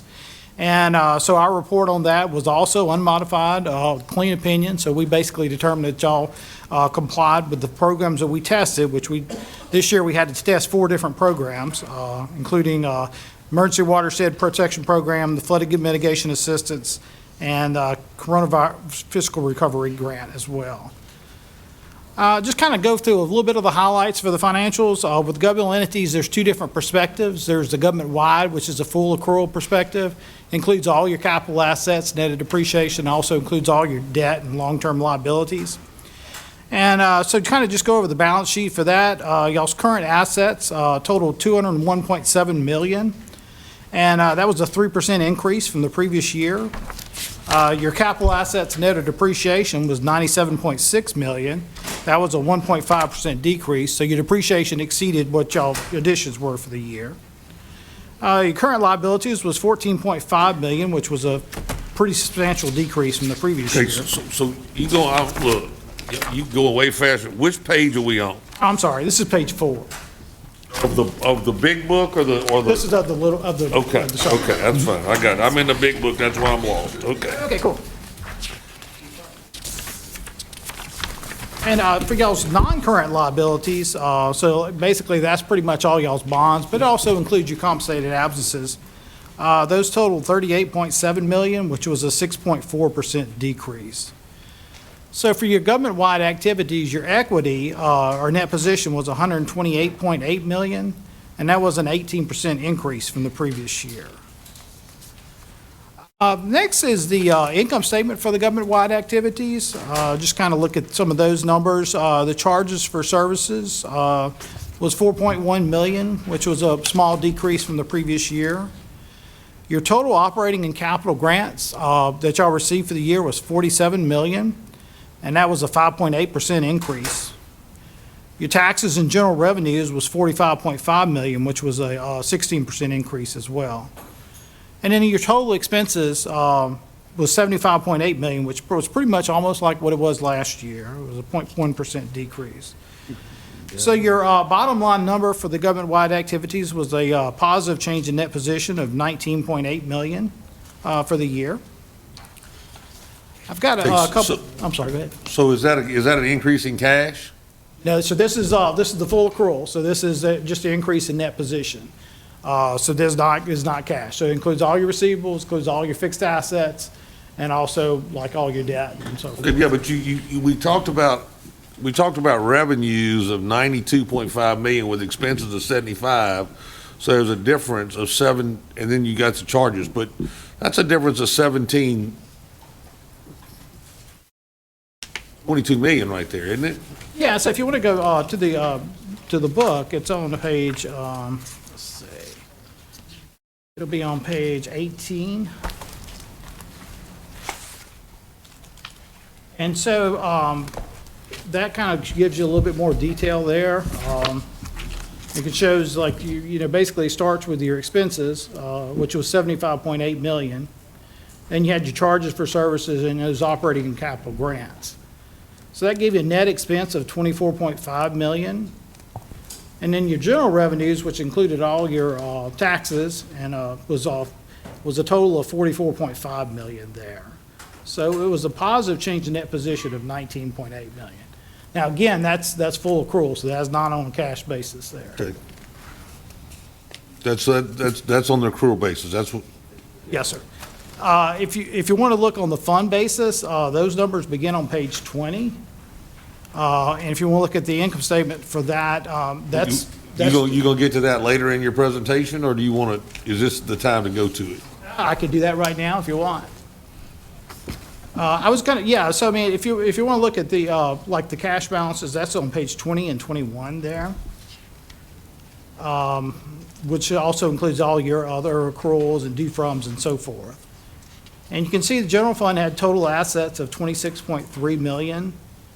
And of that, about 8.2 was pool cash and other funds, and then also you had some investments.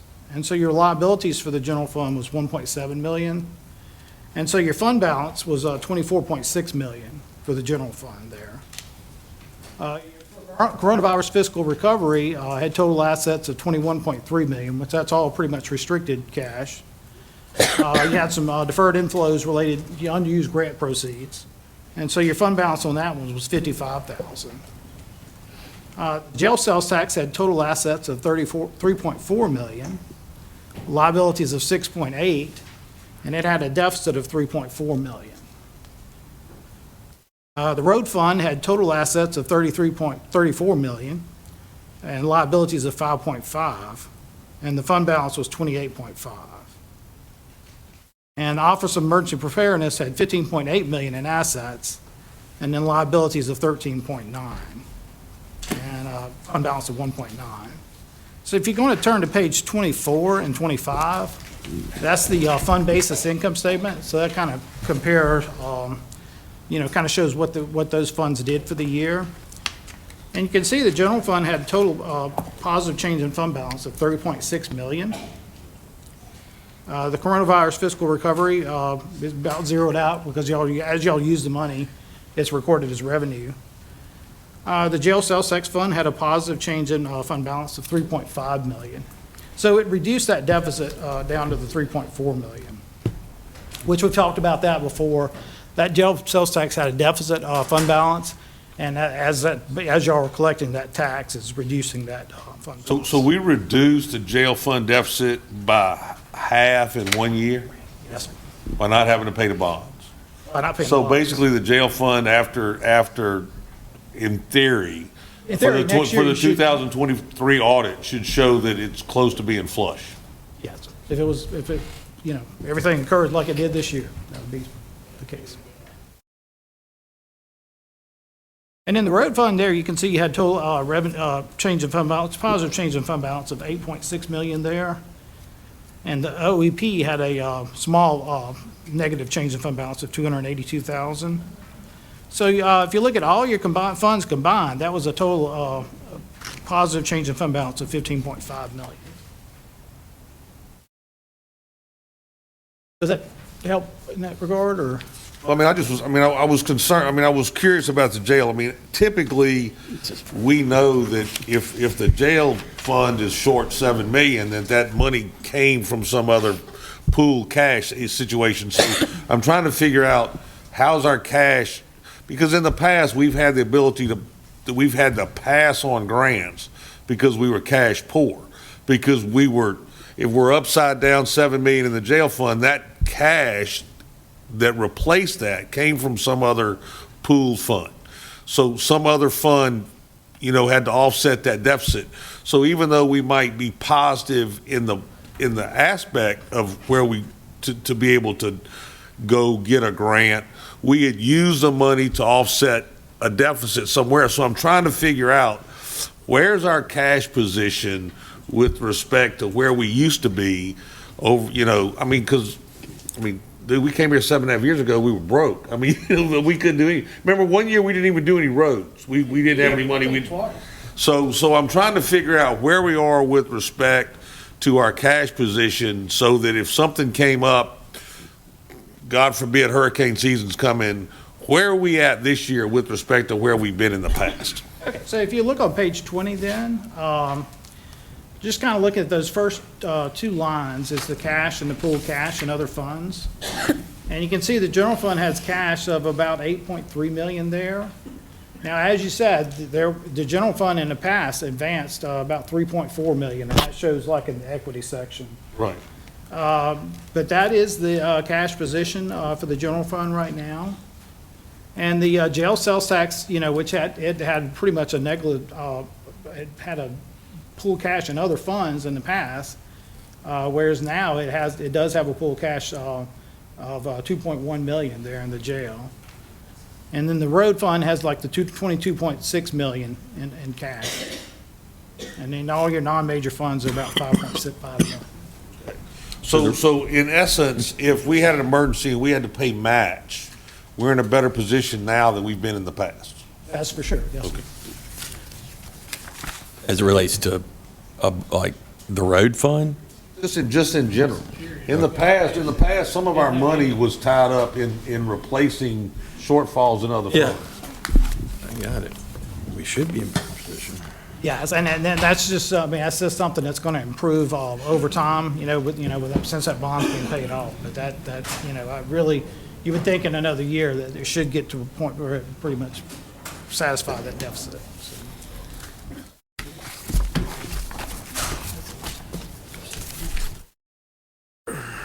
I do have, kind of went over the fund basis financial statements. In addition to the audit, we also do statewide agreed upon procedures, which are prescribed by the legislative auditor. It covers 14 different control and compliance areas, best practices that the legislative auditor has identified. And so we perform that in addition to the audit. And if you look on page 10 of the little handout, I do kind of have the, agreed upon procedures. We basically perform what they tell us to do, and then we report on that. And we just had 3 exceptions this year, and just kind of identify those.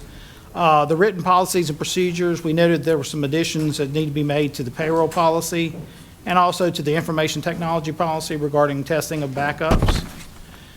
We had ethics. 2 of the 5 employees, officials that we tested did not take the annual ethics training that's required by the state. And then we had there's a new requirement related to prevention of sexual harassment, and we noted 1 out of 5 employees did not take that. But as over, testing all of those 14 different things, that was the 3 exceptions we had related to that.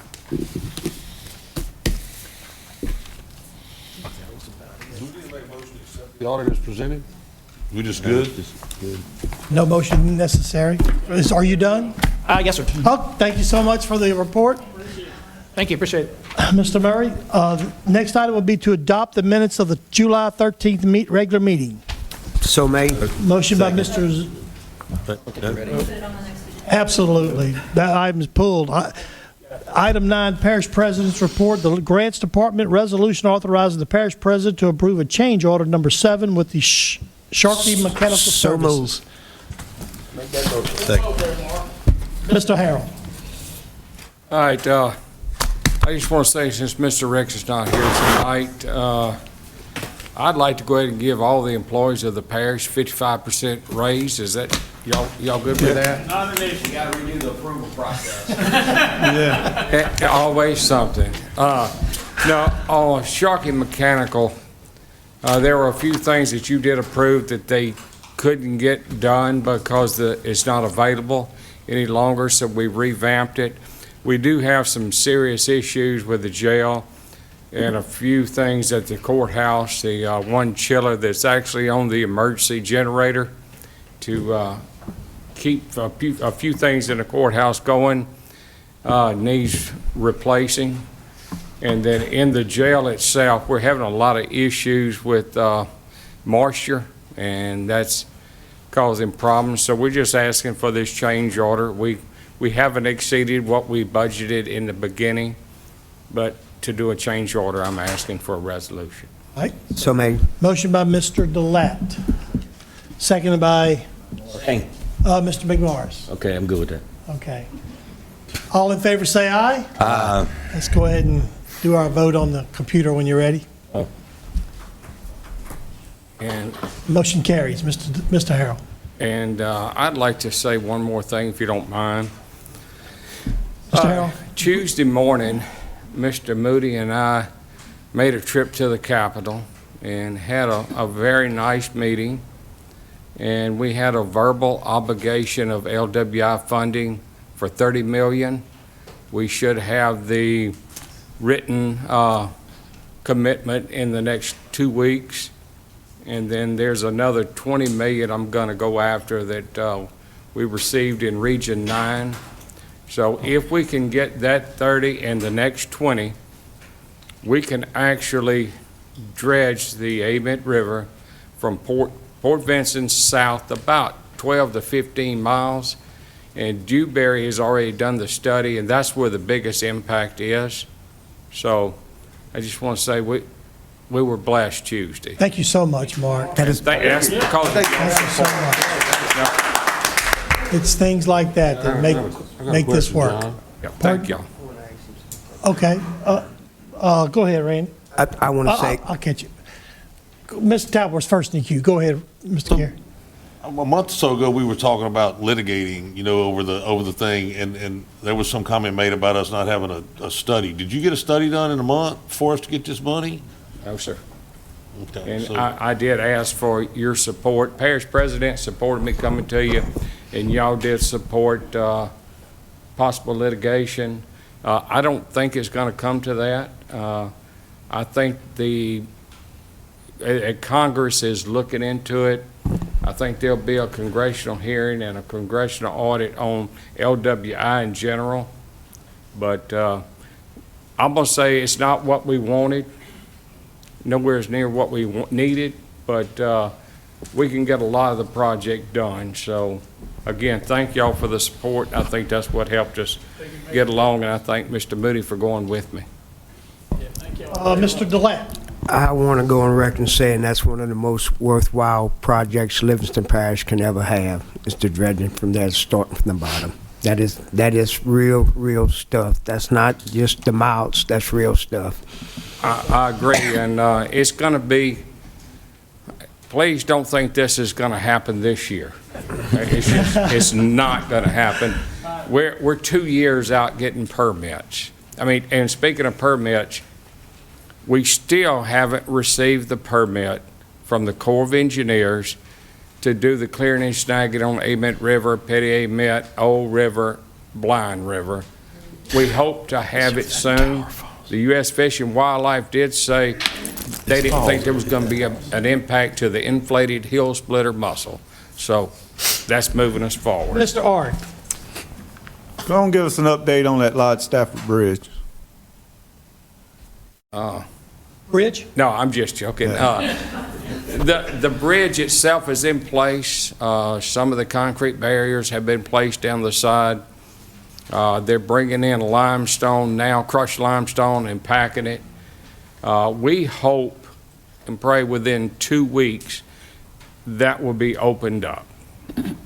We were having an issue with Charter Communication, not thinking their line was on a pole and was too low.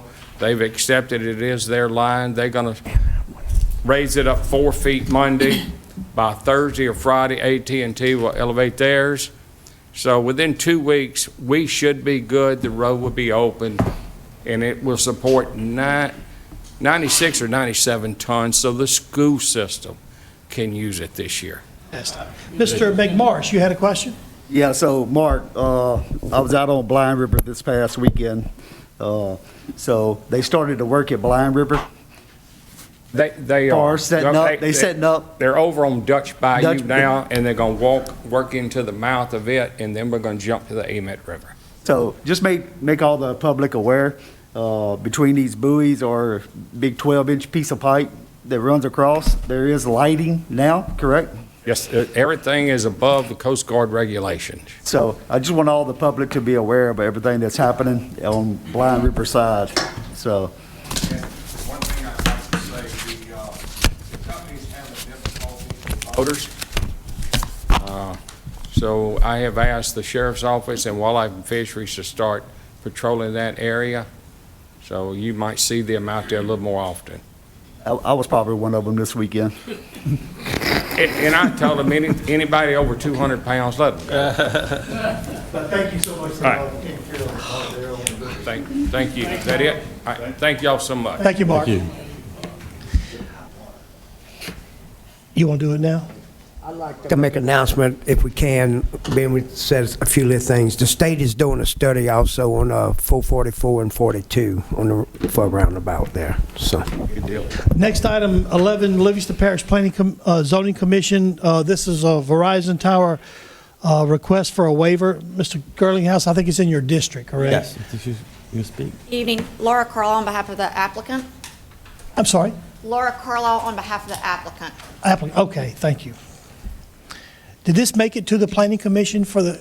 It did. The Planning Commission denied or recommended denial of approval. Obviously, the ultimate decision lies with you all as the council, and I can address why, respectfully, we believe that the Planning Commission lacked a valid basis to deny. I'm happy to go into as much depth as you want. I am mindful that you've got a pretty big agenda left for you tonight.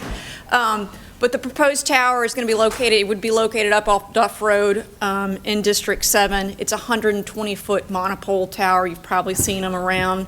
It's not a large kind of obtrusive guide tower that you might see like coming up 55. There's a monopole, you say? It's a monopole. Looks like a big flagpole, kind of with equipment at the top. It would be, this one would be intended to house equipment for Verizon, with the ability to house equipment for one other carrier if it wanted to locate. The reason for the tower is you've got, as I'm sure District 7 is probably aware, currently right now, this is a coverage map of this area. And so what you see is red is generally associated with indoor coverage, no drop calls. Yellow is coverage in your car. Green, you've got some coverage outdoors, but you definitely got some gaps in coverage. So here is, and you can see, understandably, that the coverage centers are centered around existing towers. Verizon is on all of these towers. The way wireless works is they talk to each other, so you can't, you've got to build a network. This is what you would get with the proposed tower. So you get some pretty significant infill and improvement on the coverage and both the capacity and the area. As I understand from sitting here tonight, from talking to some people, y'all have had significant growth and development in the area. So without some improvement in your infrastructure, the issues that you're having with coverage and capacity in that area are going to continue to get worse unless you address them. So that's the reason for the tower. That's where it's proposed to go. In terms of the location, Verizon did. The engineers did make an effort to locate or site the tower on property that would not require it to come ask for a waiver. It was not able to do that for all kinds of reasons. I know you've got wetlands out there, you've got property owners that maybe don't want to give a lease. This is the property we've got. So we would be asking for approval of the application with a waiver of your adjacent property setbacks to the north and the south. I'm happy to address more questions. The Planning Commission a couple weeks ago did recommend denial, and I'd reached out to Mr. Moody in advance of the meeting about our concerns about why they did so. As I understand from the comments, I was there. The Planning Commission was under the impression that in order to grant a waiver, those adjacent property owners would have to give a written, signed approval that would then be recorded in the record. And it would restrict building a no-build and impose a no-build restriction on those adjacent property owners. Respectfully, we've looked at your ordinance. There is no such requirement that I'm aware of. And I've never really seen a requirement that would require giving a waiver to one property to impose a restriction on an adjacent property owner. That's not really how it works. In terms of concerns about the fall, this tower, though it would be 120 feet, it is engineered with a fall radius that in the unlikely event of a collapse, it would bend like a straw. So it's going to collapse in on itself. Its design fall radius is less than 115 feet. So it would be entirely contained within the parent parcel, posing no risk to any adjacent property owners. But with that, I'll answer any questions. Let's see, I think Mr. Talbot may have one. I got one question. If it broke at the bottom, is it gonna hit a residence or structure if it falls? No. So as I understand, you've got two setback waivers, you've got two setback requirements in your ordinance. One is from actual structures, one is from the adjacent property line. The waiver that we're requesting is from the line, not from structures. Mr. Garlinghouse? That's fair. What you said about it collapsing down, that's what saves this right here, because the resident can give a waiver, but they can't give a waiver on someone else who's at their house if it falls.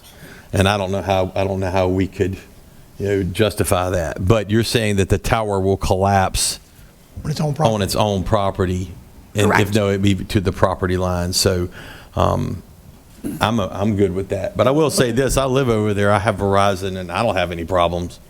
So I'm glad we're having another tower, though. Make a motion? I'll make the motion. I'll second. Motion by Mr. Garlinghouse, second by Mr. Talbot. I have a question. Discussion, Ms. Sanford. Is there a chance that it wouldn't collapse on itself and it could collapse on a neighbor? And answer that first. According to the engineers, I mean, I'm sure nobody's going to attest to 0 or 100%, but this tower is designed, as all towers are now, to collapse in on itself. So the science says that it will collapse on itself. The science says that, but has it happened? Could it topple over across the property line? So you need a waiver for, state what you need a waiver for again? For the property. Setback For the requirement property from the line. adjacent property line. Do you have letters from We do the not, property and owners? that's what the Planning Commission denied it based on. But our concern with that, as I discussed with Mr. Moody, is your ordinance doesn't require letters. And so it doesn't require them, so we shouldn't be able to deny it. But it also, I'm a lawyer, so this is coming. It doesn't mean it as a threat. Denying the tower based on a requirement that's not actually in your code would subject the jurisdiction to a potential federal claim under the Telecommunications Act. So that was our concern. Well, Mr. Mack. I didn't mean to cut you off. Are you done? Go ahead. Oh, I do want to hear. I was just going to say, earlier you spoke about the letter of no objection or the waiver from the adjacent property owners, and you said that they didn't want to sign it because it was communicated to them. At least that's what I'm trying to comprehend, that you said that they wouldn't be able to build a residential structure on their property anymore if they signed the waiver. Did you say that? Because my thought is that they would still be able to build a structure on the property. They just wouldn't be able to build it within, I guess, the actual fall height of the tower. Right, so I'm glad you brought that up. So let's back up. So when this originally came to the Planning Commission last year, this piece about the letters came up. So we had Site Act people go back out. They spoke to those northern and southern property neighbors, and they said, do you have any objection? They said no. I think there was a concern about a gate and some drainage. We addressed those issues. They said, no, we don't have any objection. Well, can you sign a letter? Sure, we'll sign a letter. But then when it ultimately came time to sign a letter, people disappeared, which I understand. In terms of, but as we understand, there is no opposition and there's nobody here tonight. There was no member of the public in opposition at the Planning Commission meeting either a couple of weeks ago. The waiver, so the waiver under your code is a waiver of the setback requirement on the parent parcel. I'm not aware of why, I'm not clear as to why giving a waiver on a parent parcel would necessarily require a correlating additional setback on an adjacent property that's not already imposed. Does that make sense? It does, but I mean, if the tower was to fall not as designed and just fell straight over, and it did fall onto the other people's property, it would be good if they were aware that that would be a possibility and that they were okay with it, and I mean, would that be a good thing? That'd be a good thing. I can't argue with that. I mean, we did speak to the property owners, and I know that there is some discussion about amending your ordinance on this point to maybe require some of these things that the Planning Commission wanted to require of this application, but we're a little bit. I mean, I'm sure if it was, I mean, how far would it fall on the adjacent property? Just maybe 10 feet or something? I mean, I'm sure that if they would probably be okay with it as long as they were continued Well, let's are say allowed if to this is build 120 structures feet, if it falls like this, directly, right? yeah. It would be 2 feet onto the northern property line and about 5 feet onto this other property line. Yeah. And that's if by design it fails, which is Right. not gonna. That's just if the engineer was wrong. Yeah. So we had a motion and a second. Is there any more discussion? Just want to be clear about what y'all are doing. The waiver, Granting the waiver on the setback. granting the waiver on the property line setback. But I do So- think so we it- need to adjust the. Just for belts and suspenders, it would be to approve the application with the 2 waivers. With 2 waivers? The waiver of it's 1 waiver, but it's 2 setbacks on 2 property lines, the north and the south. All right. Any more discussion? I do think we need to look at this ordinance though and update it, because I'm sure the ordinance, when it was originally written, was for your standard run-of-the-mill everyday tower that doesn't collapse. Right. You know, so, yeah. All right. All in favor say aye. Any opposed? Go ahead and vote on your iPads when you're ready, and we'll get a tally vote on that. Thank you so much, and that vote passed 9-0. Thank you. Let's see. Give me just a second, y'all. Item 12 is adoption of an LP ordinance setting the millage rates. That we had that public hearing earlier before the meeting. Miss Sandy, would you read that by title?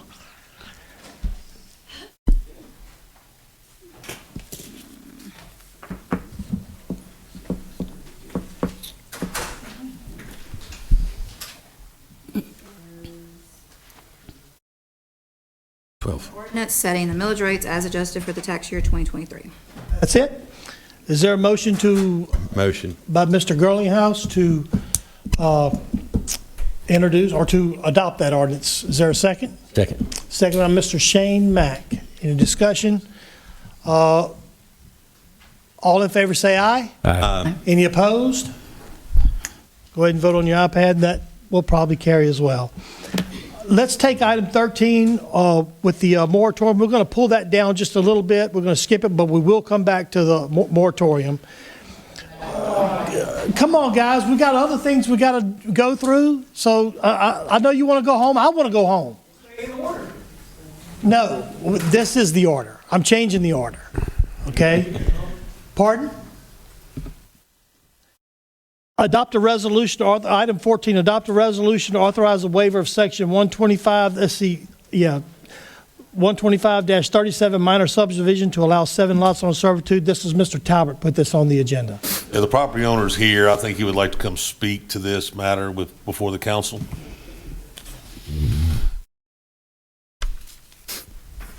Y'all all got the map in front of y'all. Do y'all all have the map? Yeah. 14. Hi, I'm Raymond Mullins, 20955 Walker South Road. Working for McLean Taylor, represent Mr. Messina. It's, you know, sounding like when it says 7 on a servitude, but all we're doing is taking 1 lot and dividing it into 2. Both tracts are over an acre. There's a mobile home on the site. The homeowner wants to build a house on the property, cannot get mortgage with a mobile home on the site, so we want to divide out the mobile home out of the site so he can build a home. It's actually the second lot on the servitude. So it's like, that's the first lot, that's gonna be the second lot in the servitude. And it forks off in Chandler Bluff, and it is before the curve in Chandler Bluff where it gets super narrow. So it's right off 1019. So I'd like to make a motion for approval. Motion by Mr. Talbot, second by Mr. King. All in favor say yes. Yes. Any opposed? Thank you. That motion carried. All right. Item 15. John Raymond. Thank you, sir. Item 15, adopt a resolution to rezone the property. Is that when you keep it or pull it? Yes, yeah, I got that. Adopt- Rezone located at 20458 Louisiana Highway 22. I want to make a motion that would change the zoning from unclassified to R2. I'll second it. Motion by Mr. Delat, second by Mr. Talbert. Ms. Sandifer. We're changing zoning. That's what the motion is. Yes, that's what the motion is. Can we change zoning? I thought we had to go through the public Well, official journal. we've been doing it all along. I don't think it's the right way. And Mr. Belavaso says we should stop trying to do anything about zoning until we get the plan in place. But you've What been do doing you these all say? along, so, What do you advise? well, I've advised you not to entertain any of these, but since you've done it for everybody else, I don't think it hurts. Okay, can I, John? Mr. Talbot. I don't know. Go ahead. I don't understand Well- the answer, Mr. Moody. Well, back, we all know a lot more about what it takes to change zoning now. But back last year, you put in a provision that will allow, by resolution, you to change the zoning until the end of this year. Mr. Belavaso now tells us that's just not the way to do it. We can't change it that way. It's an invalid change. And he's also told us our zoning ordinance that's been in place is not valid, not enforceable, that we ought to replace it. So, I mean, and he suggested that we stop and suspend any efforts to adjust or change zoning. So that's my recommendation as well. But like I say, it doesn't hurt anything. You've done all these others. So ultimately, we've got to take our medicine and get it done right. That seems clear as mud to me. Okay. I mean, with all due respect, Mr. Delat, I'm going to have to abstain. I'm that's with okay. you, but I do have to abstain from this. Yeah, that's okay. Okay, look, Mr. Talbot. if we can't help these people, this is an unclassified piece of property. Yeah. So right now, they can't do anything with it. They can't get a permit, they can't do anything. We currently have a zoning ordinance in place. Now, if we want to repeal the zoning ordinance and kill all the maps, then we don't have to do anything. But and planning doesn't have the manpower to follow state law as it's written. That's why we agreed originally to do it the way we were going to do it. So until we give the budget to planning to hire the people to handle the process. I mean, Sam has called and said, "Look, guys, I don't have the people to send out notices and do all the different things I need to do." So look, I'm not saying that it's perfect. I'm just saying if we don't want to keep doing these things, then repeal the zoning ordinance. Otherwise, this is the only way we can get it done at this current point in time. And it's not fair for the person that's zoned unclassified. They can't do anything with their property. So that's just my reasoning behind why until we get a better alternative, this is all we can do. I just feel like that's kind of what got us into some of the predicaments that we're in now, and it's not clear, and I don't understand. Well, then let's repeal the zoning, because ultimately, right now, we have a zoning ordinance in place. This person's property. Mr. Talbert, I'm not going to take your advice. I don't think that you're a legal expert. I'm not a legal expert. I hear you on this. I have to abstain. I'm not trying to be difficult, but the only way to start doing this the right way is to do it the right way. Call for a vote, Mr. Chairman. All right, let's see, we had a motion. I'm seconded. I'm canceling By my. Randy Delat. Did you want to say something, Shane? No. All right, and Mr. Talbot, to go ahead and change the zoning on this item for 14. Let's go ahead and call for the vote, Miss Sandy. Mr. Mack? Yeah. Mr. Talbert? Yes. Mr. King? Yes. Mr. Girlinghouse? Yes. Mr. Wascom? Yes. Mr. Ard? Yes. Ms. Sandifer? Abstain. Mr. Delat? Yes. Mr. McMorris? Abstain. All right, item, that was, let's see, that was 15. Item 16, it's the same thing, so That's this, duplication. all right, I'll second Randy's motion. well, No, it's the that same was, one. That's the same that piece of was, property. they got doubled up on the Oh, agenda. okay, I'm sorry. All right, listen, I need y'all's help on this particular one. Item 17 is set speed limit request, the posting of children in I'll play make that signs motion. on Huntington. That was kind of quick, but okay, I won't even explain it. Thank y'all for the motion. That's to allow for child in play and speed limits on Huntington. Motion by Mr. On Huntington? Oh, we're not changing the speed limits, just to put signs. It really didn't even have to come to the council.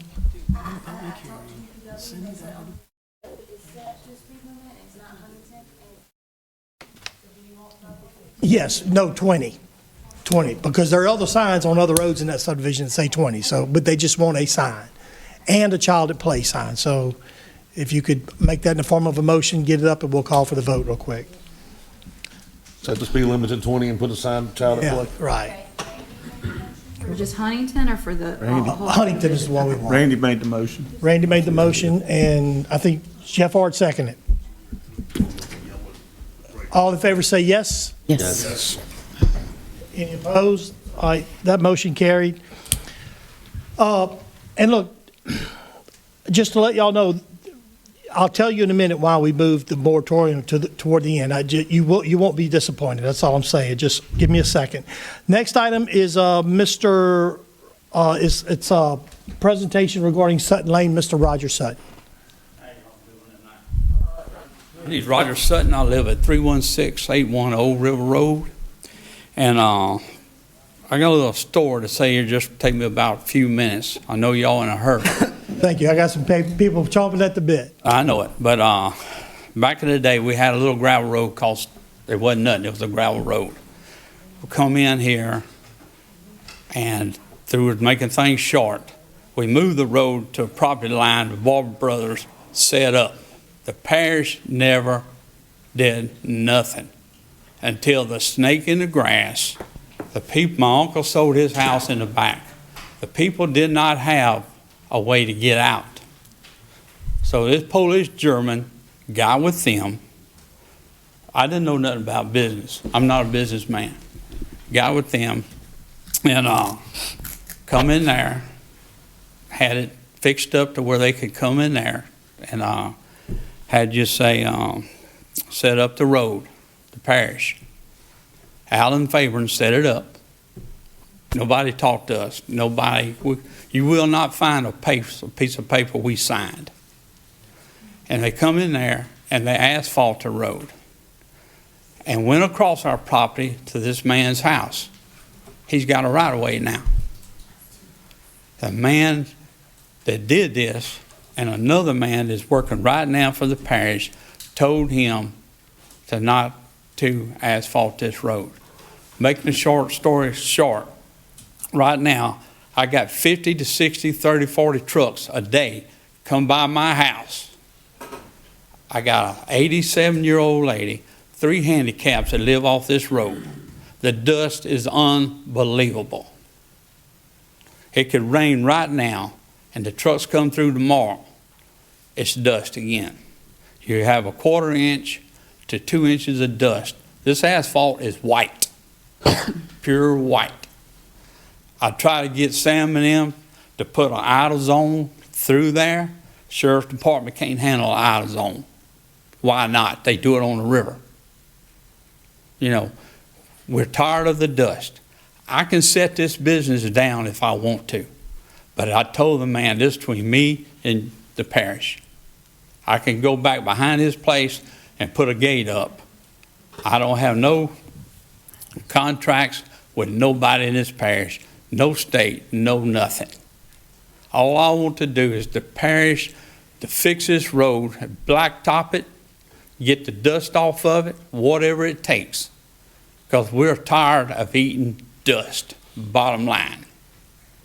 And you just figure y'all's house, if I come through there and put a road beside your house, don't ask you, don't do nothing, and then I have 40 to 60 trucks come by your house every day, then what you gonna say? You know, all I'm asking for is help. That's the bottom line. I just want to get this dust off this road, take this 15-mile-an-hour sign, throw it away, put me some idle signs up there.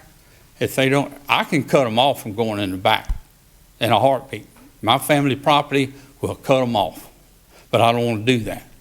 Man's got a business, he got a right to make a living, but we don't have the right to suffer from the dust, bottom line. And I know none of y'all would do the same thing if they would do it at your house too. You know, I've had trucks come in at 4 o'clock in the morning and they kind of tailed off of that a little bit.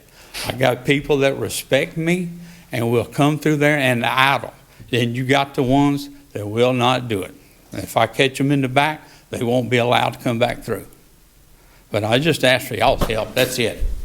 Sam and them, I clean my hands with Sam and them. I thought they would, and Mr. Mark Harrell, I thought they would help. I'm sorry, I don't go that way no more. Okay, so Go ahead, Ms. Talbot. is this a parish road or not?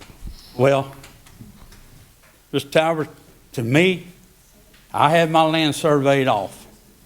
The first 310 feet of this road is on my land. I have paid taxes on this for 20-something years. And the other part of it is my aunt's place and my sister's place and my brother's. All I'm asking for, they say it's a parish road because of all this, I done got paperwork, I done got stuff. Well, we cut the grass in it on 2006. We cut the grass. It ain't no grass to cut there. Ride down my road. Y'all ride down my road and take a look. You know. Where is your road?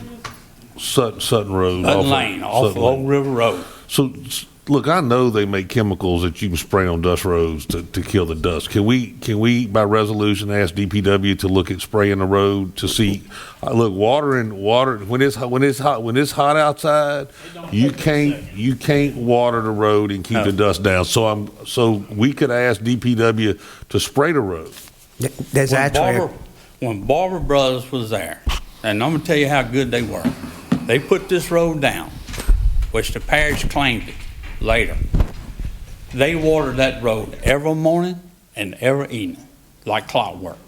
We never had no conflict or nothing. Since this road was taken over by the parish, it ain't been nothing but conflict. But look, as the rock content of a gravel road decreases, the dust going to increase. So we need to look at what we can do as a parish to adjust this if it's really our road. So, we probably ought to ask DPW to look at spraying it with a chemical that'll decrease the dust, or either putting pressure. Can you talk to DPW about that? I hadn't talked to them, but we as a resolution could ask them. I think the council needs to do it as a resolution. Go ahead and make it. Okay, I'll make a resolution that we ask and send it to DPW, ask them to investigate the possibility of chemical spray. And there's a company in Port Allen that does this. It wholly doesn't cost a lot of money at all. I know one time I've seen this stuff, they use salt water, and that ain't worth a hoot. Because then you got your trucks and cars and stuff. Can I get a second on that? A motion by Mr. Delant, second by Mr. Girlinghouse. Second, that's Girlinghouse fine. For asking the DPW to use some chemical. Did you have something you wanted I did. Mr. Sutton, you said that the road was paved? Yeah. Who paved it? The parish paved it? It went through the parish. I couldn't tell you the name. I know I got a paperwork. So it's a parish paved road maintained by the parish? Way back in. I was just going to say, add to the motion, they take a look at it and put it on the road priority list to, prioritize it, and maybe possibly get it overlaid. If it's not that long, the 300-foot road, it might be less than $15,000 to overlay it. I don't know. The road that Mr. Allen Faber and them did, it's 648 feet straight. Yeah, it won't be that much to overlay that road. And I got mad. I was going to put a gate up. Then the lawyer said, I got through my lawyer, told me if I put a gate up, there's going to be consequences. Well, there's a gate back there. And they ain't never sent them a letter. Ain't never. And the businessman in the back might pay half. You never know. So I understand the man, because the man's protecting his equipment and all. You want to add that to your motion? Yeah, I can do it. Is that what you're asking? Yeah, that's what I'm asking you to do. You had a motion by Mr. Delant, second by Mr. Girlinghouse, and did you get that? I thank y'all. Okay, and just call for the vote? Okay. I just want to make sure what you're doing is you're requesting DPW to investigate spraying chemicals to control the dust on Sutton Road, and also Shane had wanted to add. To priority list. Okay, and even though that's not on the agenda, it's okay to. Yeah, that's fine. Look, I think, Randy, we ought to expand it from spraying chemicals to whatever dust control measures might need to be. Whatever's It might be that putting regrind on it will be the solution. It might be spraying chemicals Let on it. them Let them make the evaluation on what needs to be done, but investigate all dust control measures on the road. Do me one favor, let me know. I will. Thank you, Mr. Roger. Have a good night. All right. Mr. Mack? yes. Mr. Halpert? Yes. Mr. King? Yes. Mr. Girlinghouse? Yes. Mr. Wascom? Yes. Mr. Ard? Yes. Mrs. Sandifer? Yes. Mr. Delat? Yes. Mr. McMorris? I think he said yes. Yes, I'm sorry, yes. Item 18 is adopt a resolution to subdivide property located 25209 Live Oak Street in, this is Ms. Sandifer's district. This is double posted on the agenda. Yeah, so this will take care of 18 and 24. 26. They just want to subdivide. They meet all of the requirements to subdivide. They're taking 1.84 acres down into an acre and two other lots, roughly a half acre each. And so they need the waiver to subdivide in a named subdivision. They meet all the requirements of everything else. So Motion by Ms. Sandifer. Motion. Ms. Sandifer, is it 2 lots or 3 lots? It's 3, a total of 3. Is there a second? Can y'all push the button, or can you? Or? Oh, you don't have a button, okay, all right. Mr. Talbert, second. All right, all in favor say yes? Yes. Any opposed? That motion carried. Item 19, adopt a resolution to authorize a waiver of subdivided named subdivision Cloverleaf. This is in Mr. Talbert's district. Yeah, we're basically, they've asked to cut 1 point, I forget, I'm trying to remember the size. Anyway, the both, it's like 1.8 acres, they're cutting it into 2 lots. And it's a named subdivision, so I just need a waiver for them. Second. Motion by Mr. Talbert, second by Mr. Delat. Any discussion? All right, all in favor say yes. Yes. Any opposed? All right, that motion, Shane. All right, let's see, item 20, adopt a resolution to authorize the waiver of section 12537, minor subdivision, allows 6 lots on a servitude, Mr. Talbert, Ruby Moore Road. This is an old paintball facility on Ruby Moore Road. It's, I think all these lots are going to be over 2 acres apiece. It's like 11-acre tract, and they're putting 4 more lots on it. So if it was 5, it wouldn't need a waiver because of the size of the lots, but because it's a 6 lot, it needs a waiver. I'd like to recommend that I'd like to make a motion to grant a waiver. Motion by Mr. Talbert, second by Mr. Girlinghouse. All in favor say yes. Yes. All right. Here, what item was that again? That was 20, so we're on 21 now. 21. Aaron, did you vote on that one? Sorry. That motion carried, I believe, yes. Item 21, adopt a resolution for a waiver to subdivide a named subdivision Perkins Road. This is in Mr. Scooter Keen's district. Yeah, I was contacted by someone, just wants to, this thing ain't working. Oh, well. Contacted by someone, he just wanted to split it in half. And it's same mess, it's in a named subdivision, but it's not in a subdivision. Is that a motion by Mr. King? Yes. Is there a second? I'll second it. All right, seconded by Mr. Talbert. All in favor say yes. Yes. Any opposed? All right, that motion, I believe, carries as well. Item 22, approve a third, who's not voting on that? Okay. Approve a third address variance for parcel 0142406 consisting of 20 acres located on Payne Alley Road, Mr. Mack's district. Yeah, Mr. Buddy Payne, they've owned this property for a long, long time. He's got a son. He wants to build some type of shed and build it to the building code where he can live in there on his dad's property, and he needs a separate address. He's got an aunt that's already living. This would be like a third address for this 1 20-acre piece of property. So I'd like to make the motion. Motion by Mr. Shane Mack, seconded by Mr. Talbert. All in favor say yes. Yes. Any opposed? That motion carries. Majority. Item 23, adopt or authorize to waiver a number of lots on a servitude with for 17265 Murphy Lane. This is Mr. McMorris. So this is for Mr. Willie. So we want to ask for the waiver. Seth, you want to come up here and let's discuss this one real quick? Seth Mosby, BEI surveying 16709 Amy Lane, French Settlement. This is for Mr. Willie Mathern right there in French Settlement off of Murphy Lane. Murphy Lane is a existing servitude gravel road. The road dead ends on this man's property, so there's no lots past it that would be coming off this gravel road, and he's trying to create those 2 tracks for his kids. I second it. Motion by Mr. McMorris, second by Mr. Delat. Thank y'all. Any discussion? All in favor say yes. Yes. All right, that motion carries.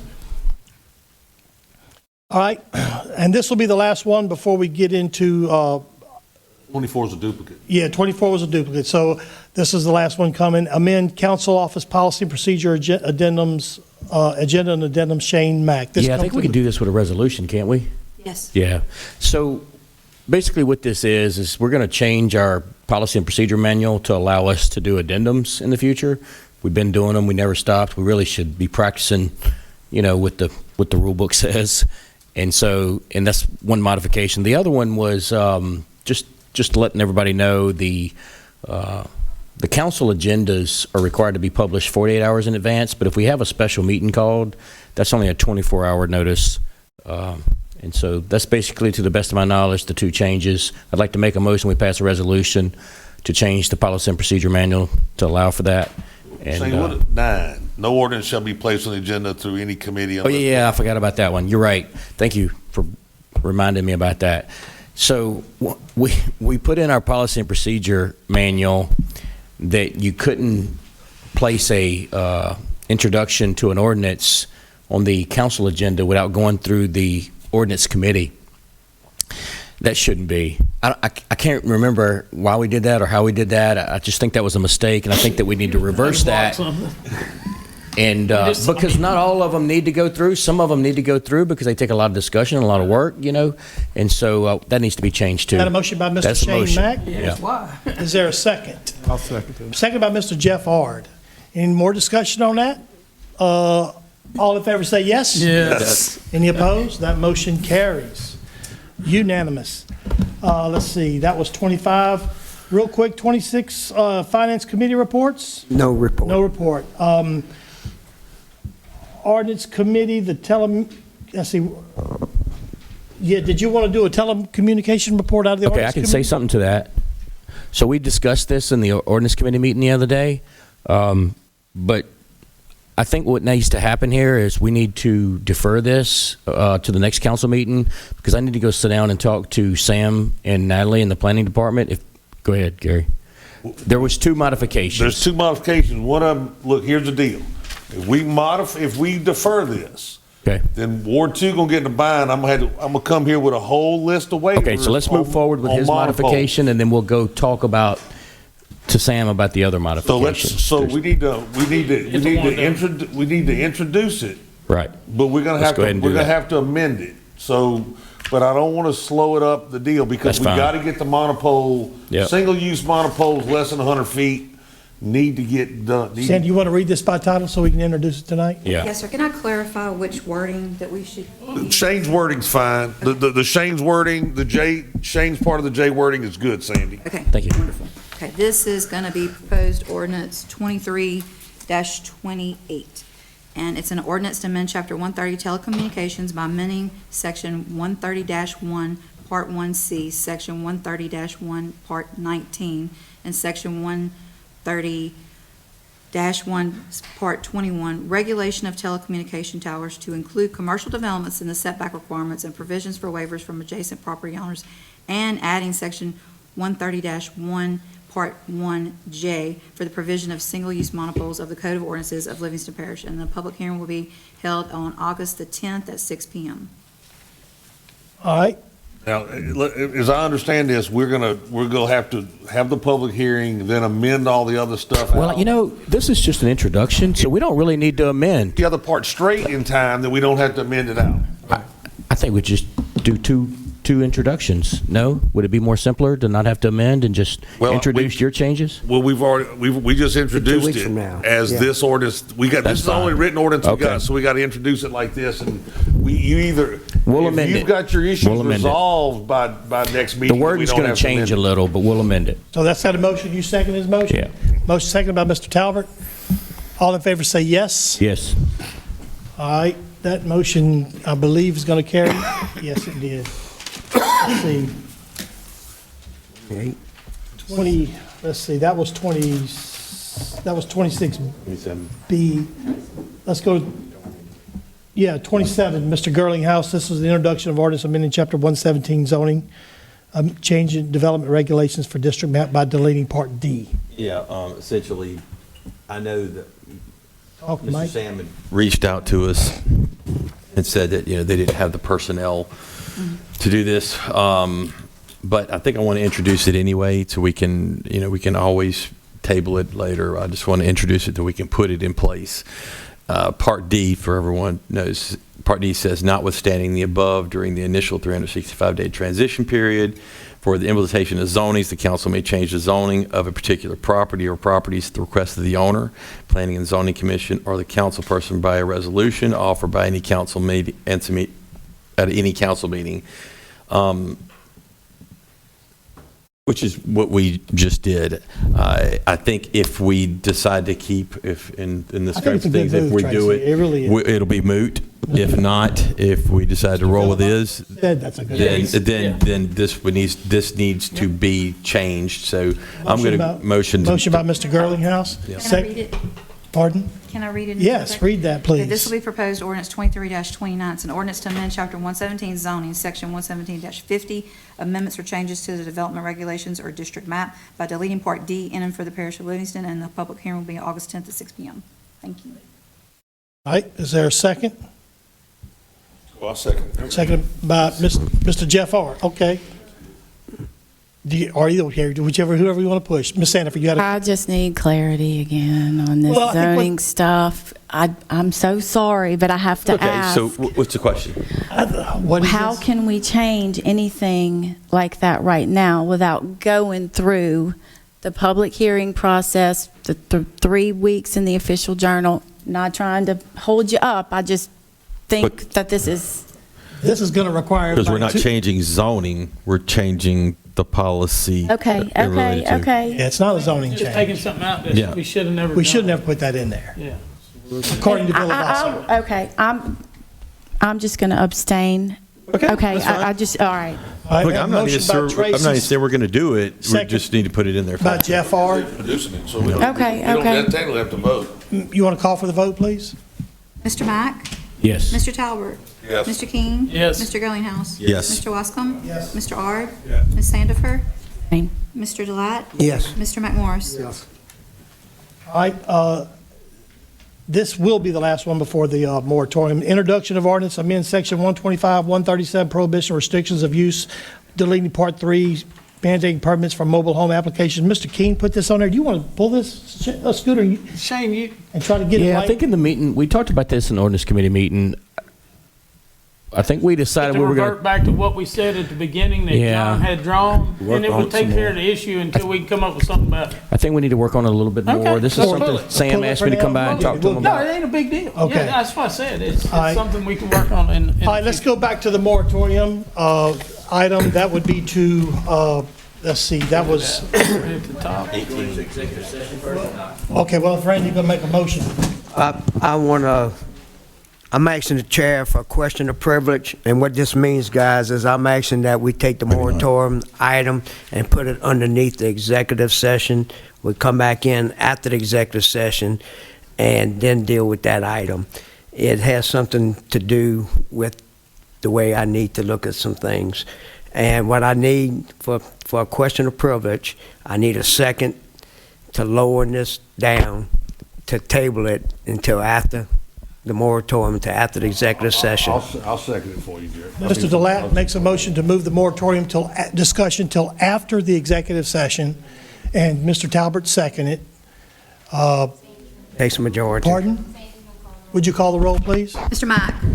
Mr. Talbert? Yes. Mr. King? Yes. Mr. Girlinghouse? Yes. Mr. Wascom? Yes. Mr. Ard? Yes. Ms. Sandifer? Yes. Mr. Delat? Yes. Mr. McMorris? Oh, absent. All right, so the next item would be, I guess, Make a motion to go into executive motion session. by Mr. I do have Ard, a question about executive session. seconded by Mr. Randy Delat. Do you have a question about? I do. I have questions about it. Why are we going into executive session? Mr. Moody put this on. Mr. Moody. Discuss a potential settlement of the Ascension Properties case. We just got the settlement today at 4:44 PM with 2 attachments with roughly 24, 25, 26 attachments, pages per attachment. how are we expected to go through that? Well, a good many of those were the exact same as the previous settlement agreement. They made one or two little pretty minor changes, and I'll be happy to explain those. With each time, we're told, though, this is the last time we're going to offer us, and now we're going back in there.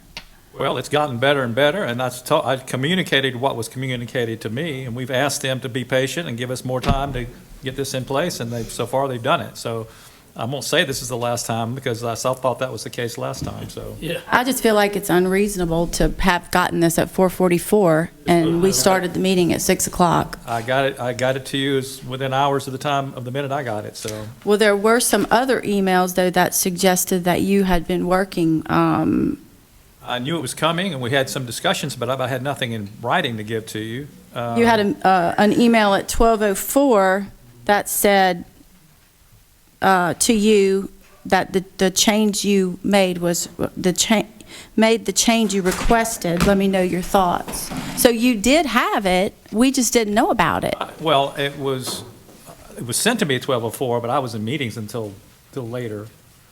Mm-hmm. When did you make the change request? I made a change request this morning. Mm-hmm. When did you find out about the settlement? Well, we've had discussions ongoing about potential other things they could sweeten the settlement to include. So I got the final written thing this morning, or real late yesterday. But when did you learn of the settlement was going to be offered again? Well, I had anticipated it coming when I asked that it be put on the agenda last week. So I've had anticipation we would have something to present to you that would be slightly better, slightly different than what you considered before.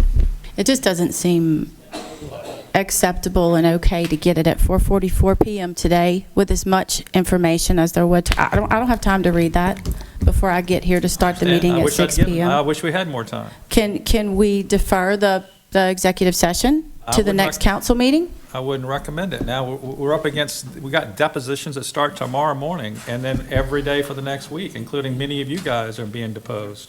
Is that okay? Is there something wrong with that? Well, that's going to be a lot more expense, and we're going to settle this thing. We could save all that expense. But look, if you don't want to settle, you don't have to settle. I just think you ought to hear what the proposal is. Let's get through. John. Call the question. Mr. Talbot had something, well, we've already voted. We voted already? We've already voted to go to executive session. We didn't vote. No, we haven't voted to go to executive session. Oh, we had a motion. We had a motion and a second. I'm calling the question. A motion to call, Ms. Sandy will call for the vote. Mr. Mack? Yes. Mr. Talbert? Yes. Mr. King? Yes. Mr. Girlinghouse? Yes. Mr. Wascom? Yes. Mr. Ard? Yes. Ms. Sandifer? No. Mr. Delat? Yes. Mr. McMorris? Channel 17, proudly serving the Florida parishes. Council members. Make a motion to go back into regular session. Motion by Mr. Ard, go back to regular session. Second by Mr. King. All in favor, say aye. Aye. Okay. Ms. Sandifer, the floor is yours. So it has been brought into question that my attorney is not allowed to come with me into the executive session, even though the parish attorney, Mr. Chris Moody, advised me to seek personal counsel, stating that I could be sued personally. And now my attorney, and it's been on public record and in past executive sessions that my attorney came with me and Moody invited him, and now I am being told that he cannot come into an executive session with me and that I need a vote from the council.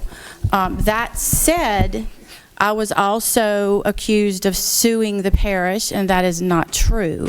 So I need to make a motion to help me, Mr. Moody? You want to have your counsel attend our executive session? I would like for my counsel to attend our executive session. I'll second that motion. We have a motion by Ms. Sandifer, a second by Mr. Delat. Mr. McMorris, you had a question? Yeah, so I got subpoenaed by the lawyer that we're talking about now.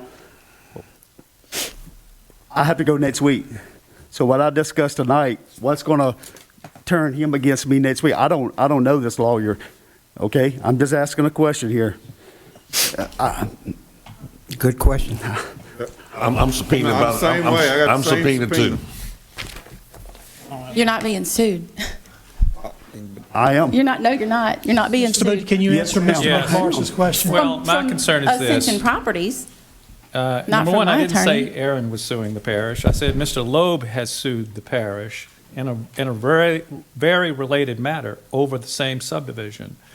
We did allow him to attend the last executive session under the condition that he not say anything, and ended up talking to each of you and giving his advice, and we argued.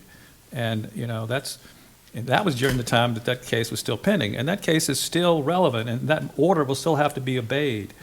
And information that he could learn in this discussion we're about to have could be used by his clients in that particular case. But look, this is the choice of the council. You don't have to follow my advice. But the law basically says a person can attend executive session if the public body invites them back. So this motion is to invite somebody back, and she's made her point, and Does that answer your question, need to Mr. vote from the McMorris? council about it. We had a couple, Dad, were you finished?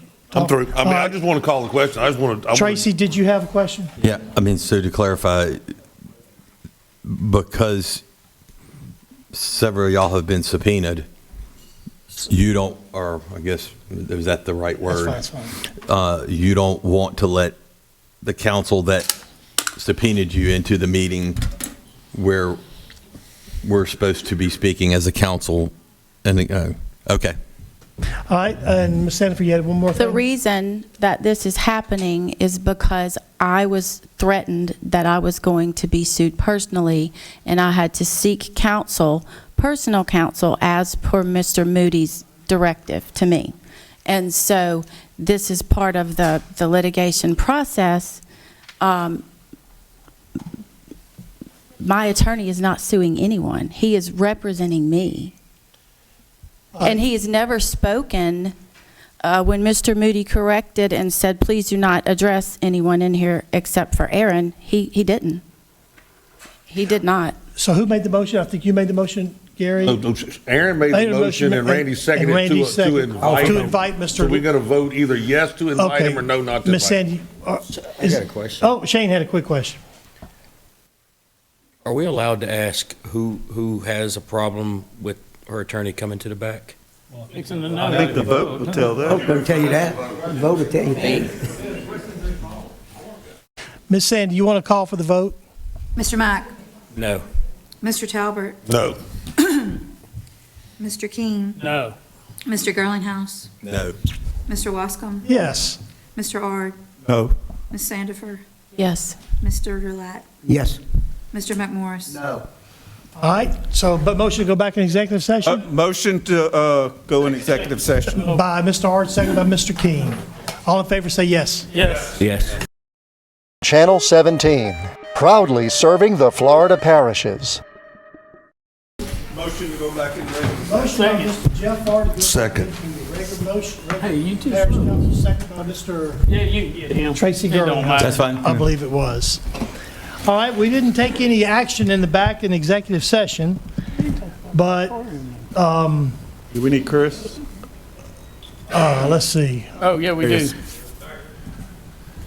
Chris, you want to give a report? I mean, really, I guess I just advised that we did not take any action in executive session. So I guess it's up to the council if y'all want to take any action from what was said in executive session. If not, we'll pick up the moratorium. Yeah, Jeff made the motion to come back in regular session. Oh, Tracy seconded. All in favor, say aye. Aye. All right, we're back in regular session. My goodness. Mr. Chairman, I would ask that you give me the authority we discussed in executive session to the new proposal that the plaintiffs made to us to resolve the lawsuit. And that's regarding the federal lawsuit case? Ascension Properties versus Livingston Parish.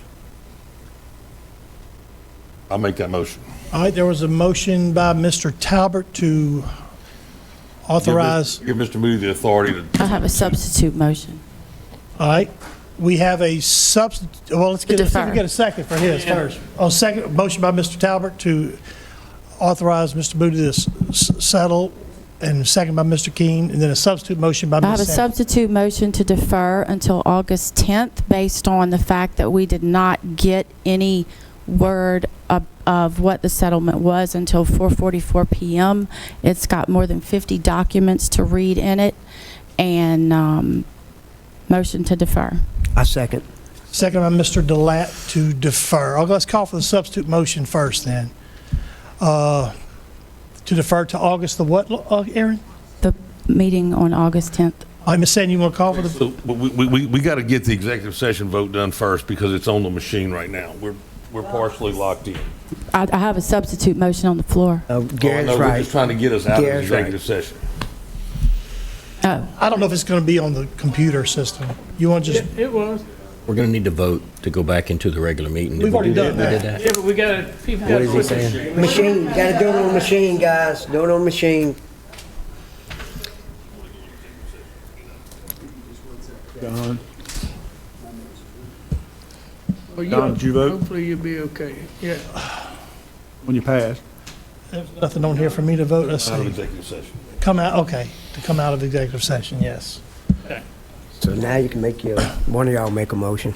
We've got a motion and a second and a substitute in a second. A substitute by Ms. Sandifer, and there was a second by Mr. Delat.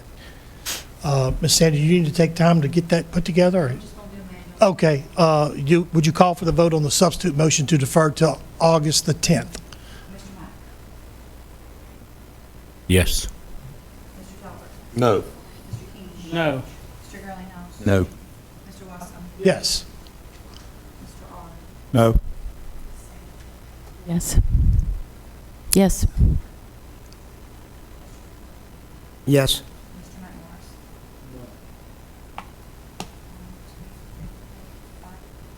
5 noes. So then we'll revert back to Mr. Talbert's motion to authorize Chris Moody to resolve the, to enter into the settlement.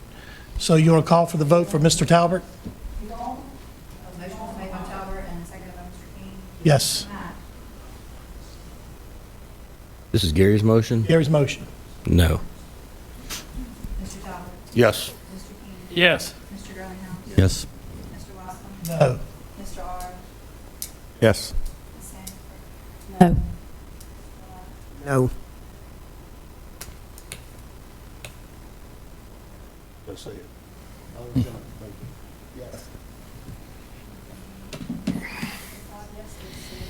Thank God. Fine. Or That doesn't mean that it's resolved. That I was means just- that you're gonna. I was going to speak. Can I I'm speak? sorry. okay, I didn't see it on there. Shane, you had something to say? Well, it ain't. Yeah, so just want to say that there are further action. This is not over tonight. There are further actions that have to be carried out in order for them to drop the lawsuit. So we can still talk. That's all Okay, I'm gonna say. let's go ahead and pick up the next item on the agenda, Shane. It's back to item number 13. This is an adoption of LP ordinance for 12-month moratorium. Ms. Sandy, you want to read that by title?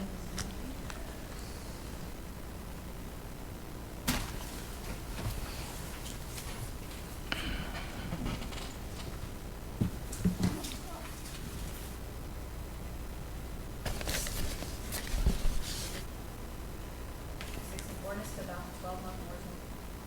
Any non-advertised for subdivisions and improvements for the properties being subdivided and re-subdivided in more than 50 or more than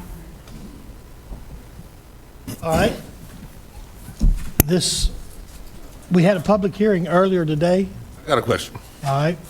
So since we have technically had the public hearing already, I know we had told people we were going to talk about it again. Since we've already technically had the public hearing, would a motion be in order to table this item, send it back to send it back to ordinance committee and address some of the issues that we have with respect to no multifamily in here, with respect to the fact that those resubmittals should be part of this deal?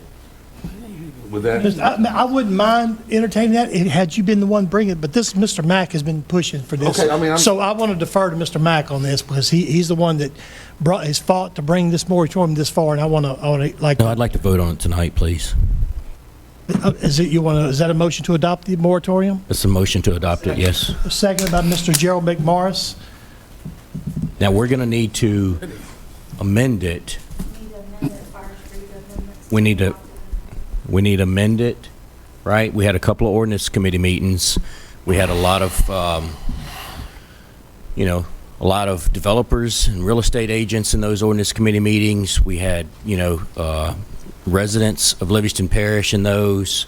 It was two long ordinance meetings, and so we tried to work with everybody. I want to say that we did think long and hard about the business owners of Livingston Parish and those that are outside of Livingston Parish that do business inside Livingston Parish when it comes to constructing houses when we wrote this moratorium. If you read the moratorium carefully with the amendments, you'll fully understand that this is about submittals, future submittals of subdivisions over 50 lots. You'll also know that it is very, very clear that this has nothing to do with building permits, okay? It does not deny any building permits in any way, shape, or form, okay? So subdivisions that do not have to come back for submittal or, new subdivisions would apply, but those that have already been approved, to the best of my knowledge, and don't have to come back for submittal, they're not affected under this moratorium, right? And I think Mr. Scooter was talking about earlier, they've got close to 14,000 individual lots within some subdivisions, planned, already approved. In the river. For Livingston Parish. So there's quite a few houses that are going to be built, over the next couple, 2 or 3 years, that may or may not be affected by this moratorium, okay? It does not include commercial development in any way, shape, or form. So if you want to buy a piece of property and open up a business, this moratorium does not affect you in any way, shape, or form, right? To me, this moratorium puts a little bit of a pause on submittals, these gigantic subdivisions, which,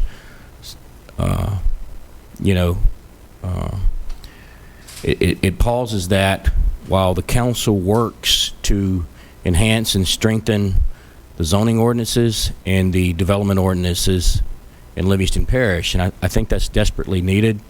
There are areas of low-lying areas south of the interstate where these big subdivisions may not be able to be built because of infrastructure and drainage needs, right? So I think that needs to be looked at long and hard over the next 12 months, as we work together as a team with the planning professional to basically rewrite the subdivision ordinances and development ordinances and, enhance and strengthen our zoning ordinances. So I think that, we're all going to agree to some extent.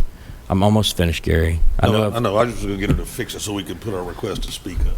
I think we would all agree that to some extent there are major modifications or enhancements and improvements that need to be made to both the development regulations and the zoning regulations. And I don't think it's really fair to continue allowing developers submit these multi-million-dollar subdivisions knowing that major modifications need to be made that will affect them in the future, right? So this, to me, gives the people of Livingston Parish protection while we develop the ordinances that, it's what's best for the future of the people of Livingston Parish. So I'm in favor. I need to amend this.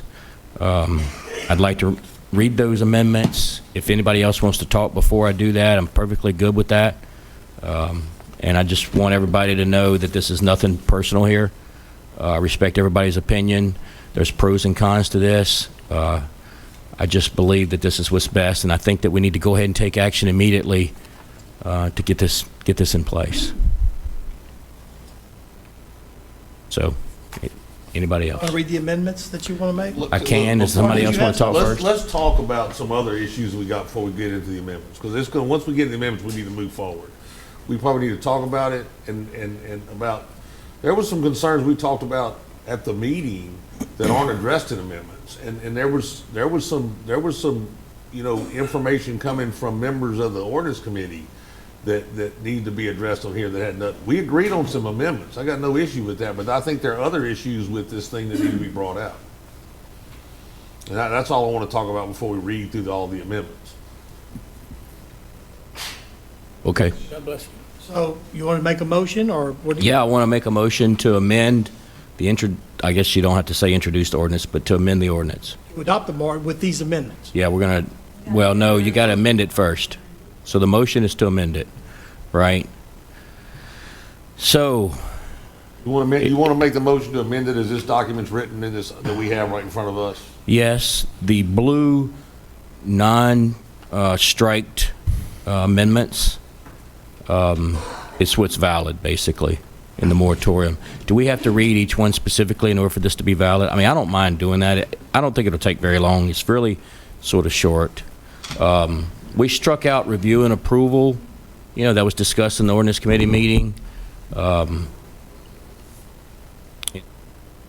Basically, in the future, we took out review and approval. Basically, it's an ordinance to adopt a 12-month moratorium prohibiting the submittal of any and all preliminary plats for subdivisions with improvements and subdivisions without improvements where the property is being subdivided or re-subdivided into more than 50 lots or more than 100 acres.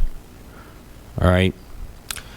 Another change, our amended section is, you know, we wanted to clarify this moratorium is not affected by building permits in any way, shape, or form. So we put in there, whereas this moratorium will not affect the issuance of building permits for constructing residential structures, buildings, and/or sheds. So, you know, if you got a parcel of property and you want to build a house, if it's a subdivision that, you know, construction plans are approved, no problem going and getting a build permit, right?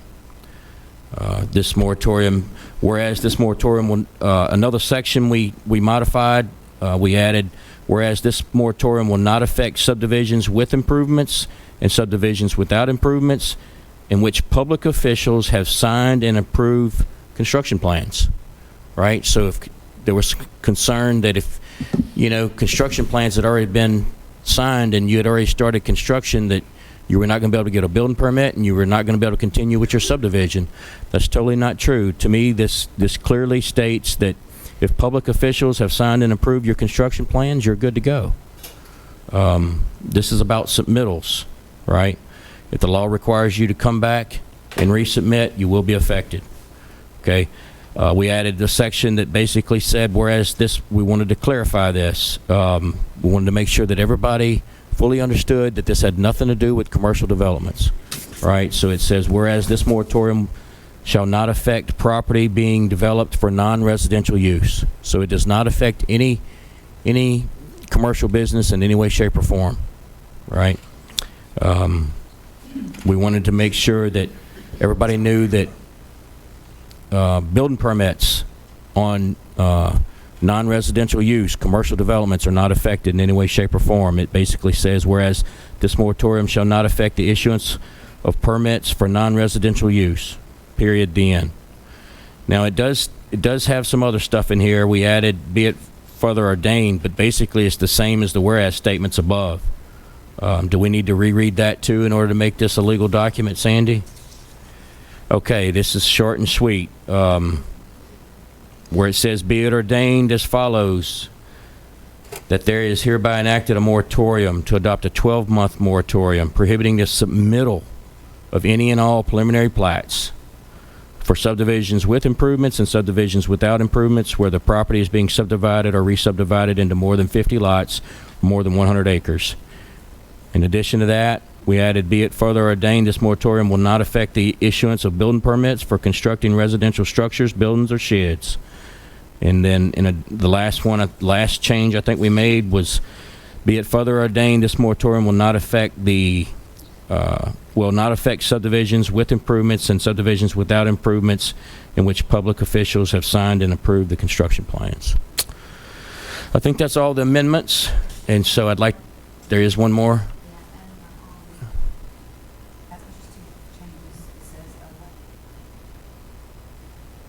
Oh.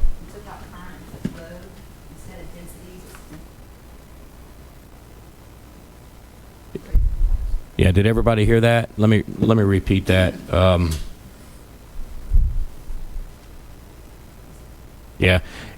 Whereas in order to maintain stability, it is necessary to maintain low density while subdivisions and zoning regulations are reviewed, improved, and adopted. And that is the plan, to do that over the next 12 months. Go ahead, Gary. You can have the floor. Okay, so as I recall, Tuesday night, we weren't going to limit.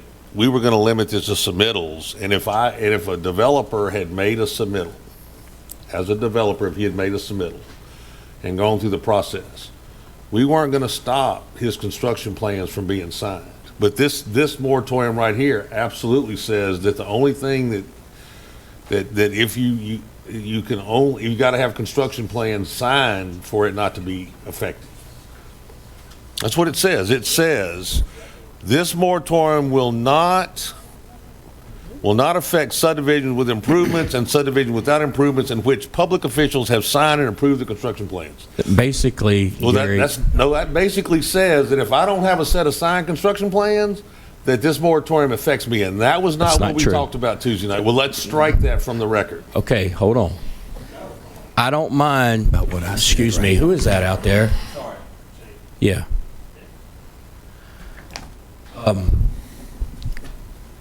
We can get Mr. Moody's legal opinion, and I don't mind striking it. But that was placed in there so you could specifically and clearly understand that if construction plans had already been signed and approved, that you weren't affected. I'm going to tell you this. Now, this is the cold, hard truth, the way this is written, okay? This is about submittals, okay? If you're going through the development process and the law, okay, that is currently written, which needs to be rewritten, requires you to submit again, then this moratorium does affect you, okay? It will affect you if that submittal is for a subdivision more than 50 lots, and I think we all need to be clear, okay?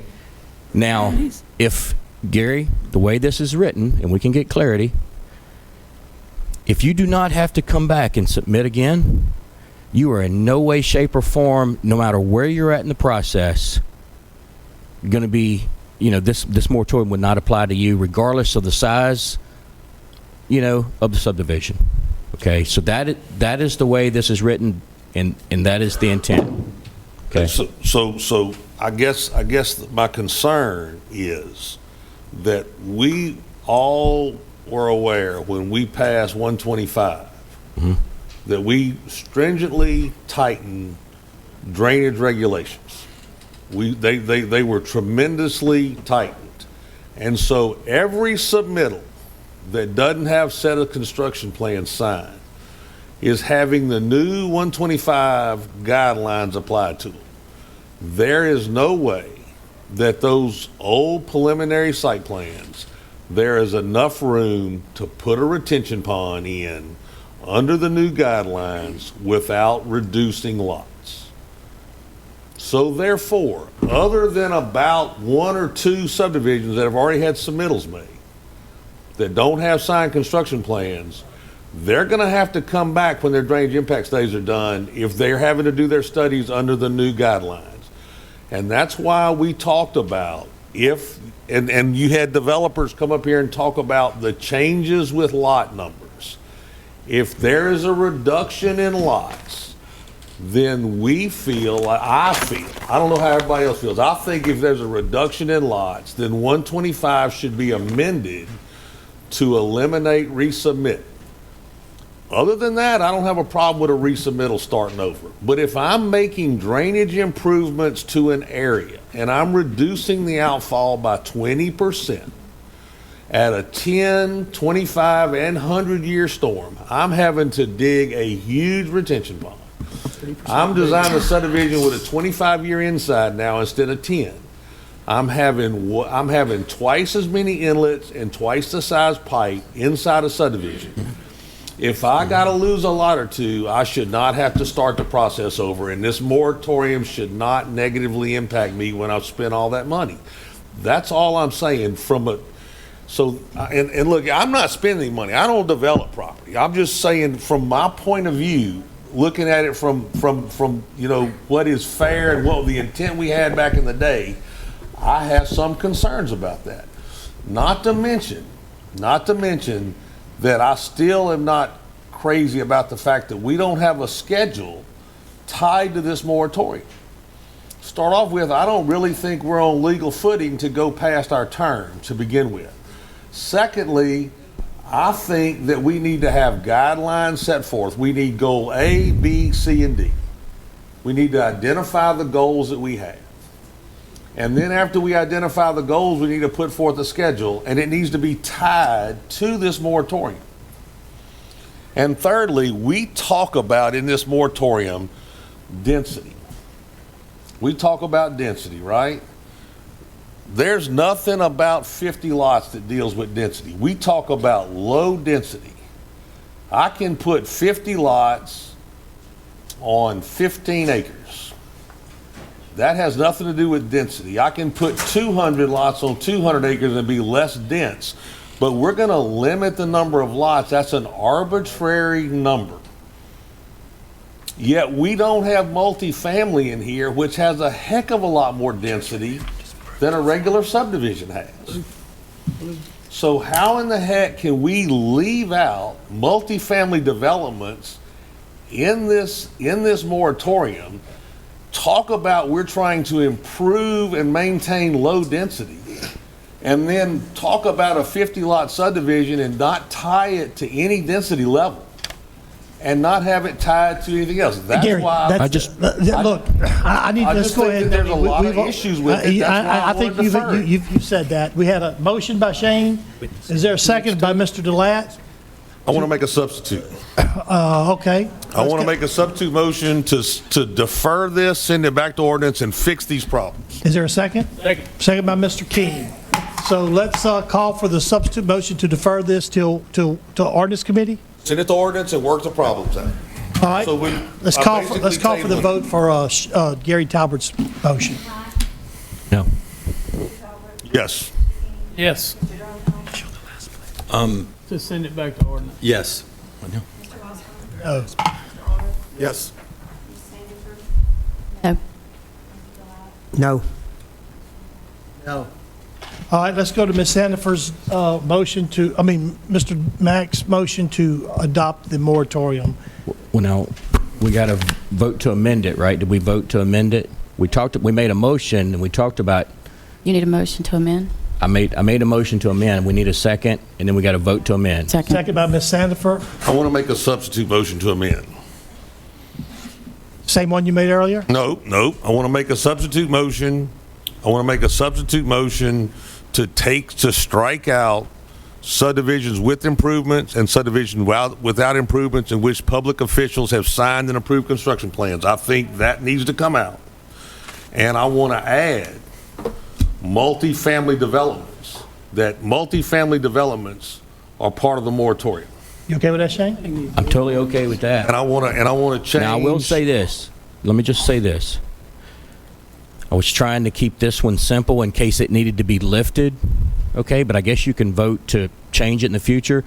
If we were going to do multifamily, we were going to come back with a separate moratorium. But if you want to add it to here, I'm totally okay with it. And if you want to strike out clarifying about the construction plans, I'm totally good with that. The only reason I added it was so that people that had construction plans approved could be guaranteed that they wouldn't have to come back. Well, so I'm good with that too. The only thing this affecting is submittals. That's true. So motion by Mr. Talbert? Restate your... Yeah. Okay, so the motion is to strike signed and approved construction plans. That's not a requirement. As long as you have a preliminary site plan that's been approved, this moratorium doesn't affect you. Now, if you have to resubmit, it does. Got to resubmit, it does under the current guidelines. That's If right. we modify 125 that doesn't require resubmittal, then it won't affect you. That's right. Okay. Secondly, multifamily's got to go in here.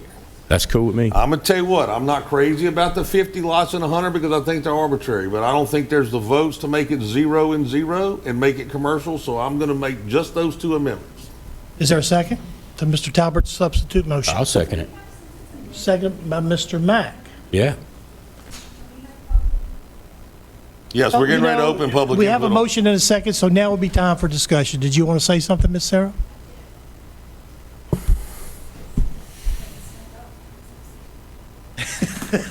There's no expiration date on a preliminary plat. There's no expiration date on a preliminary plat in Sarah, 125 today. Sarah, we added it. There When is. did you add it? About a month ago. When? It's 2 years. No, it's 2 years. We added, we made a, or we voted for an ordinance and put it back in Wasn't there that about a long month. ago that I It was talked to about the a planning month. commission? It was- And they came back to me and said, yeah, you're right, it's not in there. And we added it after that. I don't see it in there. We It's in struck, there. we Can y'all struck, give me the number? I will go We look right can. now if you can tell me the number. Now, right it's now, not I will going to go be look. found on the internet, but we can email you in the morning with That would that. be great. It would be really great if we had something to refer to I for know. what our current laws actually are without driving Miss Sandy crazy. Sandy, when's the last stuff that we sent to them on the ordinances from this year? We send it every time So when we struck down 125 and when we rescinded and then redid 125, that's when we added the 2 years back in, right? Yes. Yeah, I think we did that several times, though. Okay. Yeah. Yeah, I mean, I'll go look if y'all tell me where it is. Second comment is, when is the next Planning and Zoning Commission meeting? Oh, I got a August thing 3rd. today, agenda, so. So if y'all pass this right now, it goes into effect when? 15 days? 15 days. So y'all have opened the floodgates for people to come with preliminary plat approvals on August The 3rd. cutoff date was the 15th. I'm just saying, if there's any delay in this, you're opening the floodgates I for agree. a wave of preliminary plats to come agree. through. So just something to think Nobody's been about. submitting anything, I don't think we got to worry about that. Oh, Mr. Lowe, come on up. Well, what do you mean? My name is Stephen Loeb. I'm an attorney at Brazil, Saxe, Wilson, and Baton Rouge, representing Aaron Sandifer in the federal litigation. What do you mean by resubmit? Who decides it has to be resubmitted or not? Law does. And who controls that? For example, and since we're not making public the Deer Run settlement offer, I guess you guys don't want to make it public, so everybody would know what it is, and exclude counsel as well from actually knowing what the deal is. But if you you talk about resubmittal on what? When is it? When there's a significant change, or when there's any change, Read the law. or when does it? To comply with what and when? There's no bright line anymore. Mr. Art is right. The way you have to draw a bright line so people know yes or no, am I in or am I out of this moratorium? Otherwise, you're just being ambiguous. Thank you for your time. Thanks. Yeah, come on up, give us your name and address. And Melissa Jones, 32738 Mingham Chapel Road, Walker. I first want to thank each and every one of you for all the hard work, service, time, sacrifice that you put in for everybody. I didn't have a dog in the hunt, started paying attention 2 years ago. My councilman, who I trusted to represent me, I found out that he couldn't represent me because of threats and looms of lawsuits, developers trying to sue him personally, or, he couldn't actually, none of y'all at one point or another have said that y'all were actually able to represent the majority of the constituents that appointed you and elected you to those jobs and positions to do because of the bullying, threats of lawsuit, no laws, weak laws. I even compromised my own beliefs behind Tracy and Jeff saying, we need these in place, zoning, ordinances, giving you government overreach over my paid-for property, that I really don't have to deal with any of this for probably a good while because I own 60 acres behind 200 acres that my husband's family owns. So, I mean, truthfully, I was coming up here to support my elected official to be able to actually do his job without being sued. Just like every one of y'all, I felt we owed y'all support, sympathy, legal counsel, effective laws, strengthening laws. We've done all we can do. Y'all have done all y'all can do. Yet again, people are being drug in executive session. We're paying out the pocket over developers. We clearly understand that y'all can represent developers. It's y'all's turn to represent your constituents that put you and appointed you to your position. The only thing I think that we got legally to stand on is a constitution and that home rule charter, because everything else has been challenged. So your job here today is to stop the hemorrhaging, and for once in your entire life, you're able to make a decision. I don't care if the moratorium's not perfect. It's a plan and it's a start. Because nothing y'all put in place, no changes, waivers, whatever, is gonna be, if it wanted to be challenged today, if tomorrow, if I wanted to take every one of y'all to court, we'd be back in the same position. You owe it to the future of our parish, to yourselves, to every constituent that's ever voted for you, anybody that lives in this parish, you owe it to them to stop the hemorrhaging. That's the only move you can make, and put the professionals in place that you just hired to do. That's all I have to say. Thank you so much. And I supported you with some education report. All right. Thanks, Melissa. Very good. Oh, Mr. Bobby Waters, you like to say something? Bobby Waters, 23061 Carter Plantation Drive. So I just want to be sure. Y'all voting to put a moratorium in place. We haven't voted yet. Well, that's what you're going to vote on. On his to amendment. put a moratorium, shut development down in this parish. Is that what your And you motion still don't does? even have the rules in place. You want to change the rules. You don't yet. But you want to put a moratorium in place now and then change the rules after. That's typically the way local government works. That's true. Okay, I'm just making sure that's what y'all voting on, because that's what you Right. said. Okay. Right. So I'm going to ask you specifically, is Carter Plantation and Greystone affected? I have no idea. Are you planning on? Why are you putting a moratorium in place if you have no idea? Well, I mean, I You haven't know the seen two your plans. subdivisions. Don't act like you don't. Well, let me tell you something, Mr. Bobby. Yes, sir.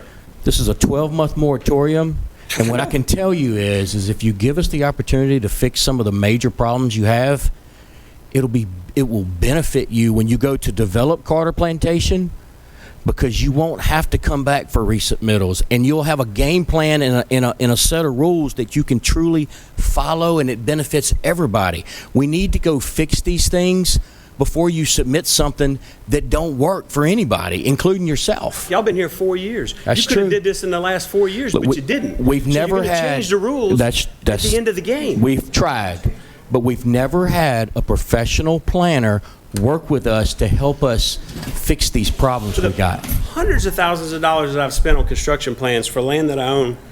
It's not affected. It is not true, because don't have a signed preliminary plat.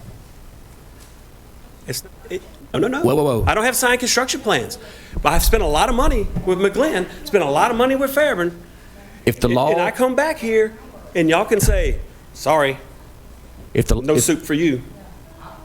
Now, hold on to You can that. come up here and talk if you want. Just wait your turn. What I can say is you can hold on to that, right? Let us get. Go ahead. Come on, Sarah. What I'm saying is I'm not necessarily, I haven't seen what you got, right? But what I can tell you is you can hold on to that, and if it fits into the new laws, then you're good. If What you are the have to laws, Shane? That's resubmit, the then you need to problem. go back and follow the new laws. Resubmit, and 3/4 of the people who ever do this is going to have to resubmit. They're not signed, Shane. Mr. Bobby. But you're changing the game. I'm going to fix it for you. Right now, the way the current... Tell me that Right those now- two subdivisions aren't affected. Right- I'll go sit down. I'm from the government, I'm a help. Agree with me or not? Right now, the way it's written, you're going to have to resubmit over and over and over again, and you're going to be spending and wasting more money. So that affects me This tremendously. benefits you. How much do you think those two golf courses cost, and how much taxes does it bring into this parish? And you're about to shut them down. I'm not Or you shutting could. anything down. You could. If I have to come back up here and ask to move a ditch, you could shut me down. That's the way it reads.